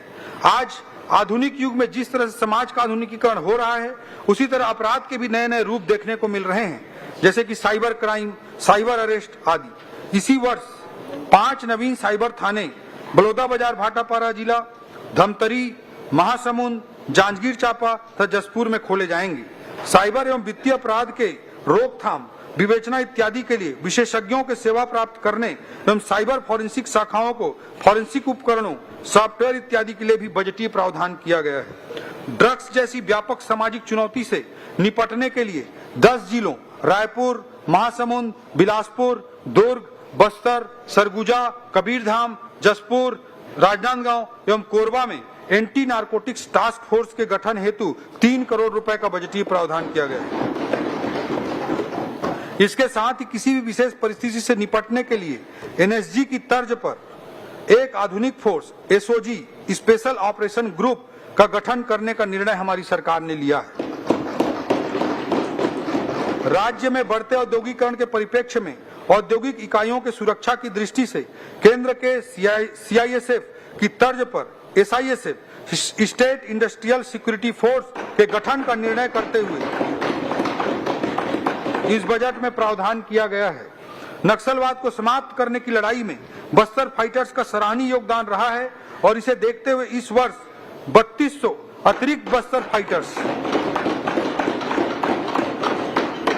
3200 अतिरिक्त बस्तर फाइटर्स के पदों के सृजन का प्रावधान किया गया है। 6 नवगठित जिलों में अजाक थाना, कोरबा, जांजगीर एवं सूरजपुर में 3 नवीन महिला थाना तथा सुकमा जिले के 2 नक्सल प्रभावित गांव एलमागुंडा तथा डब्बा कोंटा में नवीन पुलिस थाना हेतु भी बजटीय प्रावधान किया गया है। पुलिस बल को मजबूत करने के लिए एक नवीन भारत रक्षित वाहिनी का गठन किया जाएगा। इसके नवीन पदों के लिए बजट में 39 करोड़ रुपए का प्रावधान किया गया है। अध्यक्ष महोदय, जनसंपर्क विभाग शासन के कार्यों को जनता तक पहुंचाने का कार्य करता है। इस बजट में जनसंपर्क विभाग के लिए 550 करोड़ रुपए का बजटीय प्रावधान किया गया है। इस बजट में पत्रकार साथियों के समाज में विशेष योगदान को देखते हुए माननीय मुख्यमंत्री जी के निर्देश पर अनेक प्रावधान किए गए हैं। रायपुर में प्रेस क्लब के रिनोवेशन एवं विस्तार हेतु 1 करोड़ रुपए का बजटीय प्रावधान किया गया है। पत्रकार सम्मान निधि की राशि को दोगुना करते हुए 10,000 से बढ़ाकर 20,000 रुपए करने का निर्णय लिया गया है। पत्रकार साथियों के एक्सपोजर विजिट के लिए 1 करोड़ रुपए का बजटीय प्रावधान किया गया है। अध्यक्ष महोदय, इस बार माननीय मुख्यमंत्री विष्णुदेव साय जी के नेतृत्व में राज्य में प्रवासी सम्मेलन भी कराने का निर्णय किया गया है और इसके लिए बजट में प्रावधान किया गया है। अध्यक्ष महोदय, हमारी सरकार ने अभी निर्णय लिया है कि शासकीय कर्मचारियों को मिलने वाला महंगाई भत्ता डीए बढ़ाकर 53% कर दिया जाएगा।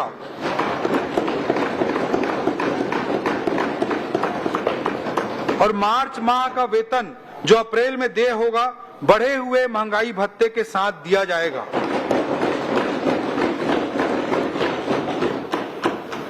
वित्तीय अनुशासन वर्ष 2025-26 का बजट अनुमान। अध्यक्ष महोदय, अब मैं वित्तीय वर्ष 2025-26 का बजट अनुमान सदन के समक्ष प्रस्तुत करता हूं। बजट अनुमान सरकार की योजनाओं और प्राथमिकताओं का स्पष्ट प्रतिबिंब होता है।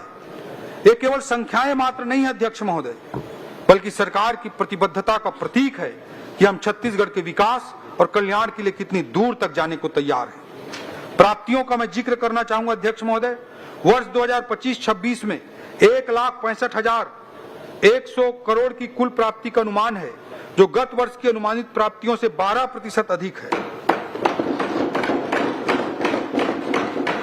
कुल प्राप्तियों में राज्य की राजस्व प्राप्तियां 76,000 करोड़, केंद्र से प्राप्तियां 65,000 करोड़ एवं पूंजीगत प्राप्तियां 24,100 करोड़ रुपया अनुमानित है।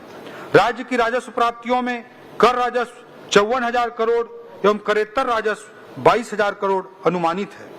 हमारी सरकार द्वारा राजस्व संग्रहण के लिए आधुनिक तकनीकों का उपयोग तथा प्रशासन को सरल और पारदर्शी बनाने के लिए अनेक उपाय किए जा रहे हैं। इससे बिना कोई नया कर अधिरोपित किए राज्य के स्वयं के राजस्व में 11% वृद्धि का अनुमान किया गया है। अध्यक्ष महोदय, व्यय की दृष्टि से वर्ष 2024-25 के लिए कुल व्यय 1,65,000 करोड़ रुपए अनुमानित है, जिसमें राजस्व व्यय 1,38,196 करोड़ एवं पूंजीगत व्यय 26,341 करोड़ अनुमानित है। वर्ष 2024-25 में पूंजीगत व्यय का प्रावधान 22,300 करोड़ था। वर्ष 2025-26 में 26,341 करोड़ रुपए का प्रावधान किया गया है, जो कि गत वर्ष की तुलना में 18% अधिक है। अध्यक्ष महोदय, किसी भी देश, राज्य या संस्था के लगातार विकास में वित्तीय अनुशासन का बहुत अधिक महत्व होता है। जैसा कि हमने 2047 के विजन को सामने रखा है, इसलिए दीर्घकालिक समय अवधि में राज्य को वित्तीय अनुशासन में रखने के लिए हम कटिबद्ध हैं। इस वित्तीय वर्ष में कंसोलिडेटेड सिंकिंग फंड सीएसएफ में 480 करोड़ रुपए का हमने निवेश किया है, जिसके फलस्वरूप सीएसएफ फंड की हमारी कुल राशि अब 8,000 करोड़ से ज्यादा हो गई है। वर्ष 2025-26 में सीएसएफ में 100 करोड़ रुपए और अतिरिक्त निवेश का प्रावधान हमने किया है। इस सीएसएफ वित्तीय स्टेबिलिटी के लिए वित्तीय स्थिरता के लिए, फाइनेंशियल कंसोलिडेशन के लिए अत्यंत आवश्यक है और देश के बेस्ट 3 परफॉर्मिंग स्टेट में आज हमारा छत्तीसगढ़ खड़ा है।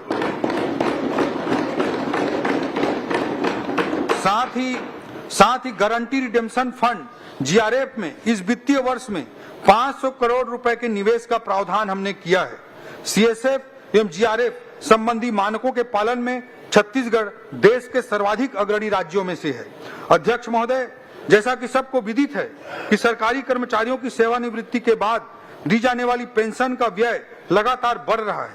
इसकी सुनियोजित ढंग से व्यवस्था बनाने हेतु हमने इस बार पेंशन फंड बनाने का निर्णय लिया है, जो वित्तीय स्थिरता को सुनिश्चित करेगा और भविष्य की पेंशन आवश्यकताओं को पूरा करने के लिए उपयोगी होगा। इसके लिए एक अधिनियम भी हम बनाएंगे और इस फंड के लिए 456 करोड़ रुपए निवेश का बजटीय प्रावधान भी हमने किया है। अध्यक्ष महोदय, पेंशन के भविष्य की लायबिलिटी को ध्यान में रखते हुए कदम उठाने वाले संभवतः हम देश के प्रथम राज्य होंगे। अध्यक्ष महोदय, खनिज संसाधनों से परिपूर्ण होने के कारण हमारे राजस्व में खनिजों पर रॉयल्टी का महत्वपूर्ण योगदान है। ज्यादातर रॉयल्टी खनिजों के मूल्य के प्रतिशत पर आधारित होती है, इसलिए अंतर्राष्ट्रीय कारणों से खनिजों के मूल्य में उतार चढ़ाव के कारण हमारे राजस्व में भी उतार चढ़ाव आता रहता है। इसको स्थिर करने हेतु एवं साथ ही निवेश का लाभ लेने एवं दीर्घकालिक विकास को लक्षित करते हुए ग्रोथ एंड स्टेबिलिटी फंड की भी स्थापना की जाएगी, जिसमें वर्ष 2025-26 में प्रारंभिक निवेश स्वरूप 100 करोड़ रुपए निवेश किया जाएगा। यह फंड दीर्घकालिक आर्थिक स्थिरता और प्रदेश के सतत विकास को सुनिश्चित करने का एक साधन बनेगा। अध्यक्ष महोदय, राजस्व एवं राजकोषीय घाटा रेवेन्यू एंड फिस्कल डेफिसिट की दृष्टि से मैं बताना चाहूंगा कि राज्य की कुल राजस्व प्राप्तियां 1,41,000 करोड़ एवं कुल राजस्व व्यय 1,38,196 करोड़ अनुमानित है। अतः वर्ष 2025-26 में कुल 2,804 करोड़ का राजस्व आधिक्य अनुमानित है। वर्ष 2025-26 में राज्य का सकल वित्तीय घाटा 22,900 करोड़ रुपए अनुमानित है, जिसमें केंद्र से पूंजीगत व्यय हेतु विशेष सहायता ऋण SCA 4,000 करोड़ रुपए को हमने शामिल किया है। इसे कम करने पर राज्य का शुद्ध वित्तीय घाटा 18,900 करोड़ रुपया होगा, जो राज्य के जीडीपी सकल घरेलू उत्पाद का 2.97% है। यह आरबीआई के FRBM सीमा, जो आरबीआई ने निर्धारित की है कि जीएसडीपी के 3% के नीचे होना चाहिए, उसके नीचे जीडीपी के 3% के भीतर है। यह हमारे कुशल वित्तीय प्रबंधन का परिचायक है और साथ ही मैं सदन को यह स्पष्ट करना चाहूंगा कि हम FRBM और वित्त आयोग द्वारा निर्धारित सीमाओं का अक्षरशः पालन करेंगे। अध्यक्ष महोदय, पूरे बजट में हम सभी का ध्यान व्यय के लिए किए गए बजट प्रावधानों पर होता है, किंतु श्री विष्णुदेव साय जी के कुशल नेतृत्व में हमने पूरा साल सरकार के आय बढ़ाने पर भी विशेष ध्यान दिया है। इसी का प्रतिफल है कि इस वर्ष स्टाम्प एवं पंजीयन से होने वाले आय में 19% की वृद्धि दर्ज की गई है। परिवहन से आने वाले आय में 17% की वृद्धि दर्ज की गई है। आबकारी के आय में 21% और जीएसटी से आने वाले आय में 15% से अधिक की वृद्धि हुई है। यह केवल और केवल हमारी सरकार की ईमानदार प्रयास का नतीजा है। अध्यक्ष महोदय, कर प्रस्तावों के अंतर्गत कुछ मैं महत्वपूर्ण बिंदुओं का उल्लेख करना चाहूंगा। अध्यक्ष महोदय, केंद्र में भी माननीय प्रधानमंत्री नरेंद्र मोदी जी की सरकार ने सभी वर्गों को राहत देते हुए आयकर में छूट की सीमा को अभूतपूर्व रूप से बढ़ाकर 12 लाख कर दिया। इससे निश्चित तौर पर जनमानस के व्यय योग्य आय एवं बचत में वृद्धि होगी। इससे वस्तुओं और सेवाओं के उपभोग में अर्थव्यवस्था में उछाल आएगा। वर्तमान में राज्य के अंदर 50,000 रुपए से अधिक कर योग्य वस्तु के परिवहन के लिए जीएसटी अंतर्गत ई-वे बिल जनरेट करने का प्रावधान है। छोटे व्यवसायियों को राहत देने और ईज ऑफ डूइंग बिजनेस की दृष्टि से ई-वे बिल जनरेट करने की मूल्य सीमा कुछ आपवादिक वस्तुओं को छोड़कर 50,000 रुपए से बढ़ाकर 1 लाख रुपए की जाएगी। राज्य में बड़ी संख्या में छोटे व्यवसायियों पर कई वर्षों से पुराना वैट बकाया है। ऐसे व्यवसायियों के लिए बकाया कर माफी योजना का निर्णय भी जीएसटी विभाग के अंतर्गत लिया गया है। 10 वर्ष से ज्यादा पुराने प्रकरणों जिसमें वैट और सीएसटी तब प्रवेश कर 25,000 रुपए से कम देय है उनकी बकाया राशि माफ कर दी जाएगी। इससे शासन को देय लगभग 11 करोड़ के लगभग की राशि माफ होगी, लेकिन इससे 62,000 से अधिक प्रकरणों का निराकरण संभव हो सकेगा और 40,000 से अधिक व्यवसायियों को इसका लाभ मिलेगा। राशि की माफी से अधिक महत्वपूर्ण प्रक्रियाओं से मुक्ति है, वकील लेके ऑफिस में खड़ा नहीं होना पड़ेगा। कंप्लायंस बर्डन और ईज ऑफ डूइंग बिजनेस की दृष्टि से यह छत्तीसगढ़ राज्य द्वारा उठाया गया, मुख्यमंत्री जी के मार्गदर्शन में उठाया गया ऐतिहासिक कदम है। इन निर्णयों का उद्देश्य यह है कि छोटे व्यापारियों को राहत देकर उनके व्यवसाय को बढ़ाने का अवसर प्रदान करें, प्रदेश में कर अनुपालन का सकारात्मक वातावरण निर्मित हो।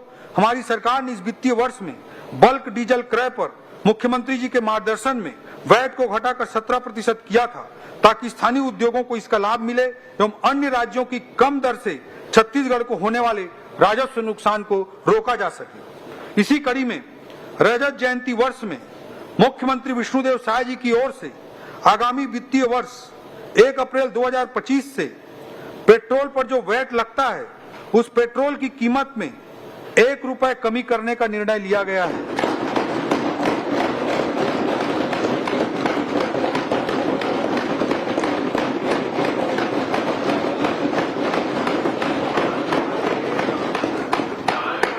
अध्यक्ष महोदय, यह बजट एक इंक्रीमेंटल बजट नहीं है। 10% बढ़ाकर अनुमानों को आंकड़ों में सजाकर प्रस्तुत कर देने का नाम बजट नहीं होता। अध्यक्ष महोदय, यह बजट छत्तीसगढ़ की ग्रोथ स्टोरी के प्रति हमारी आस्था का प्रतीक है। आस्था के एक अर्थ है aspirational, S strategic, T transformational, H honest, A action. अध्यक्ष महोदय, यह बजट छत्तीसगढ़ की ग्रोथ स्टोरी के प्रति हमारी आस्था का प्रतीक है। यह बजट एस्पिरेशनल है, यह बजट स्ट्रेटेजिक है, यह बजट ट्रांसफॉर्मेशनल है और यह बजट हमारे ऑनेस्ट एक्शन की एक रूपरेखा है। बजट का फोकस बजट बनाते समय केवल यह नहीं था कि कैसे पैसों को विभागों के बीच एक चलते ट्रेन को देखते हुए आपस में बांट दिया जाए, बल्कि हमारा प्रयास यह रहा कि अर्थव्यवस्था के किस क्षेत्र में हमारे छत्तीसगढ़ में ग्रोथ की सर्वाधिक संभावना है और कैसे अपनी अर्थव्यवस्था को मजबूत करने के लिए इन संभावनाओं को बजट के माध्यम से बल दिया जा सकता है। उस बात को फोकस करते हुए, केंद्रित करते हुए हमने बजट तैयार किया। अध्यक्ष महोदय, पिछले बजट में मैंने ज्ञान का जिक्र किया था। ज्ञान को अगर हमें आगे बढ़ाना है तो गति को हमें अपनाना ही पड़ेगा। ज्ञान तथा गरीब, युवा, अन्नदाता और नारी का कल्याण करना है। पूरे समाज के अंत्योदय का कल्याण करते हुए समावेशी विकास अगर सुनिश्चित करना है तो आर्थिक विकास उसके लिए जरूरी है और उस आर्थिक विकास को सुनिश्चित करने के लिए गति अनिवार्य है। गति को मैंने एक्सप्लेन किया।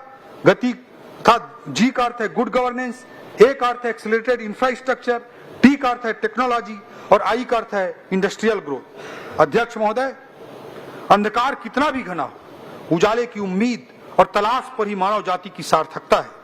यह बजट केवल कल के लिए, यह बजट बेहतर कल के लिए एक प्रयास है, भावी विकास के लिए एक कोशिश है, विकास के बसंत के लिए एक उद्यम है। अध्यक्ष महोदय, कवि ने शब्दों में कहा है, अंधेरों से आंख मिलाने चला आया है जुगनुओं का कारवां, हम ढूंढ ही लेंगे अपने हिस्से की रोशनी। अंधेरों से आंख मिलाने चला आया है जुगनुओं का कारवां, हम ढूंढ ही लेंगे अपने हिस्से की रोशनी। मसालें जलेंगी भी, राहें दिखेंगी भी। कुशासन की आंच से ठूंठ नहीं होगा किसी का भी भविष्य, कुशासन की आंच से ठूंठ नहीं होगा किसी का भी भविष्य। जड़ें सोख ही लेंगी अपने हिस्से का पानी। विकास का बसंत आएगा, पूरे सबाब के साथ आएगा। कोपलें फिर से फूटेंगी, कोयले फिर से कूकेंगी। अध्यक्ष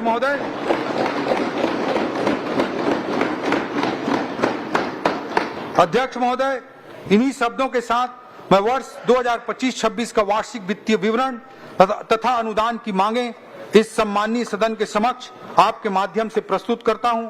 जय भारत, जय छत्तीसगढ़।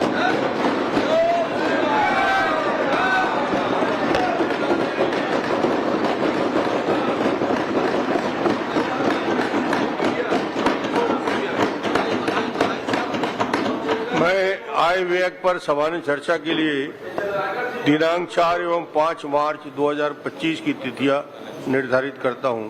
आय व्यय में सम्मिलित अनुदानों की मांगों पर कटौती प्रस्ताव की सूचना मंगलवार दिनांक 4 मार्च 2025 को मध्याह्न 12 बजे तक दी जा सकती है। कटौती प्रस्ताव के प्रपत्र सूचना कार्यालय से प्राप्त कर सकते हैं।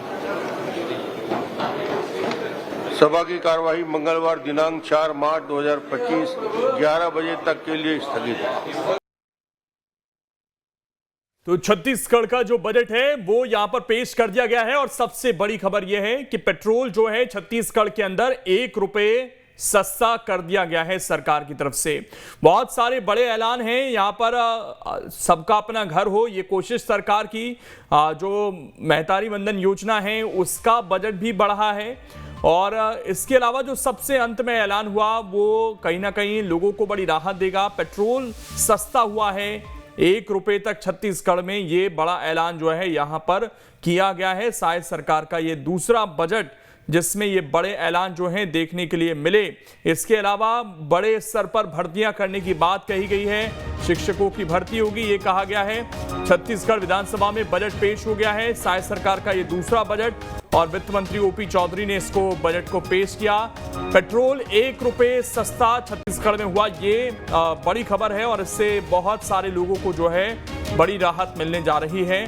और गति इसको नाम दिया गया है। पिछली बार ज्ञान से बढ़कर ये गति हुआ है और इंडस्ट्रियल ग्रोथ पर, आईटी पर सरकार का फोकस है, गुड गवर्नेंस पर सरकार का फोकस है। ये इसमें चीज़ें रखी गई हैं और जो आदिवासी इलाके हैं वहाँ के लिए सरकार ने विशेष तौर पर कई बड़ी बातें कही हैं। बस्तर ओलंपिक के लिए बजट का प्रावधान किया गया है, वहाँ पर मेडिकल कॉलेज खुलें, वहाँ पर सड़कों का निर्माण हो, ये सारी बात भी की गई हैं। साथ ही सरकारी कर्मचारियों को भी तोहफा दिया गया, डीए बढ़ाकर 53% इसमें किया गया है। तो ये सारे बड़े ऐलान हैं जो इसमें बजट के अंदर देखने को मिले हैं और एक ऐसा बजट जिसमें कई लोग जाहिर तौर पर अपने लिए कुछ ना कुछ देखेंगे। पत्रकारों के लिए भी ऐलान किया गया इस बजट के अंदर और जो सरकार का कहना है वो ये कहना है कि हमारी जो छत्तीसगढ़ की ग्रोथ स्टोरी है वो कैसे जारी रह सकती है। सरकार ने ये भी बताया कि जो हमारा वित्तीय घाटा है, जो मापदंड हैं आरबीआई के, उससे बिल्कुल नीचे हैं और हमारी कोशिश है कि वित्तीय अनुशासन जो है वो बना रहे पूरी तरीके से। दो चीज़ें जिनमें बड़ा एलोकेशन हुआ है बजट के अंदर, वो कहीं ना कहीं 5,500 करोड़ का प्रावधान महतारी वंदन में किया गया है और 18 लाख मकान बनाने की बात कही गई है। हमने अपने जन संकल्प पत्र के अनुरूप रायपुर एवं आसपास के क्षेत्रों को शामिल करते हुए एनसीआर की तर्ज पर एससीआर साथ स्टेट कैपिटल रीजन विकसित करने का निर्णय लिए हैं। जैसे नेशनल कैपिटल रीजन है वैसे स्टेट कैपिटल रीजन बनाने का भी निर्णय हमारी सरकार ने लिया है। इसके लिए बजट में स्टेट कैपिटल रीजन के कार्यालय की स्थापना के लिए भी बजट का प्रावधान कर दिया गया है। सर्वे और डीपीआर निर्माण हेतु भी इस बजट में 5 करोड़ रुपए का प्रावधान किया गया है। नगर निगम क्षेत्र जो हमारे छत्तीसगढ़ के 14 बड़े नगरीय निकाय हैं, 14 नगर निगम हैं, उनमें सुनियोजित विकास को बढ़ावा देने के लिए भी इस बजट में एक नई योजना प्रारंभ की जा रही है। इस योजना का नाम मुख्यमंत्री नगरोत्थान योजना रहेगी अध्यक्ष महोदय। इसके लिए इस बजट में 500 करोड़ रुपए का वित्तीय प्रावधान किया गया अध्यक्ष।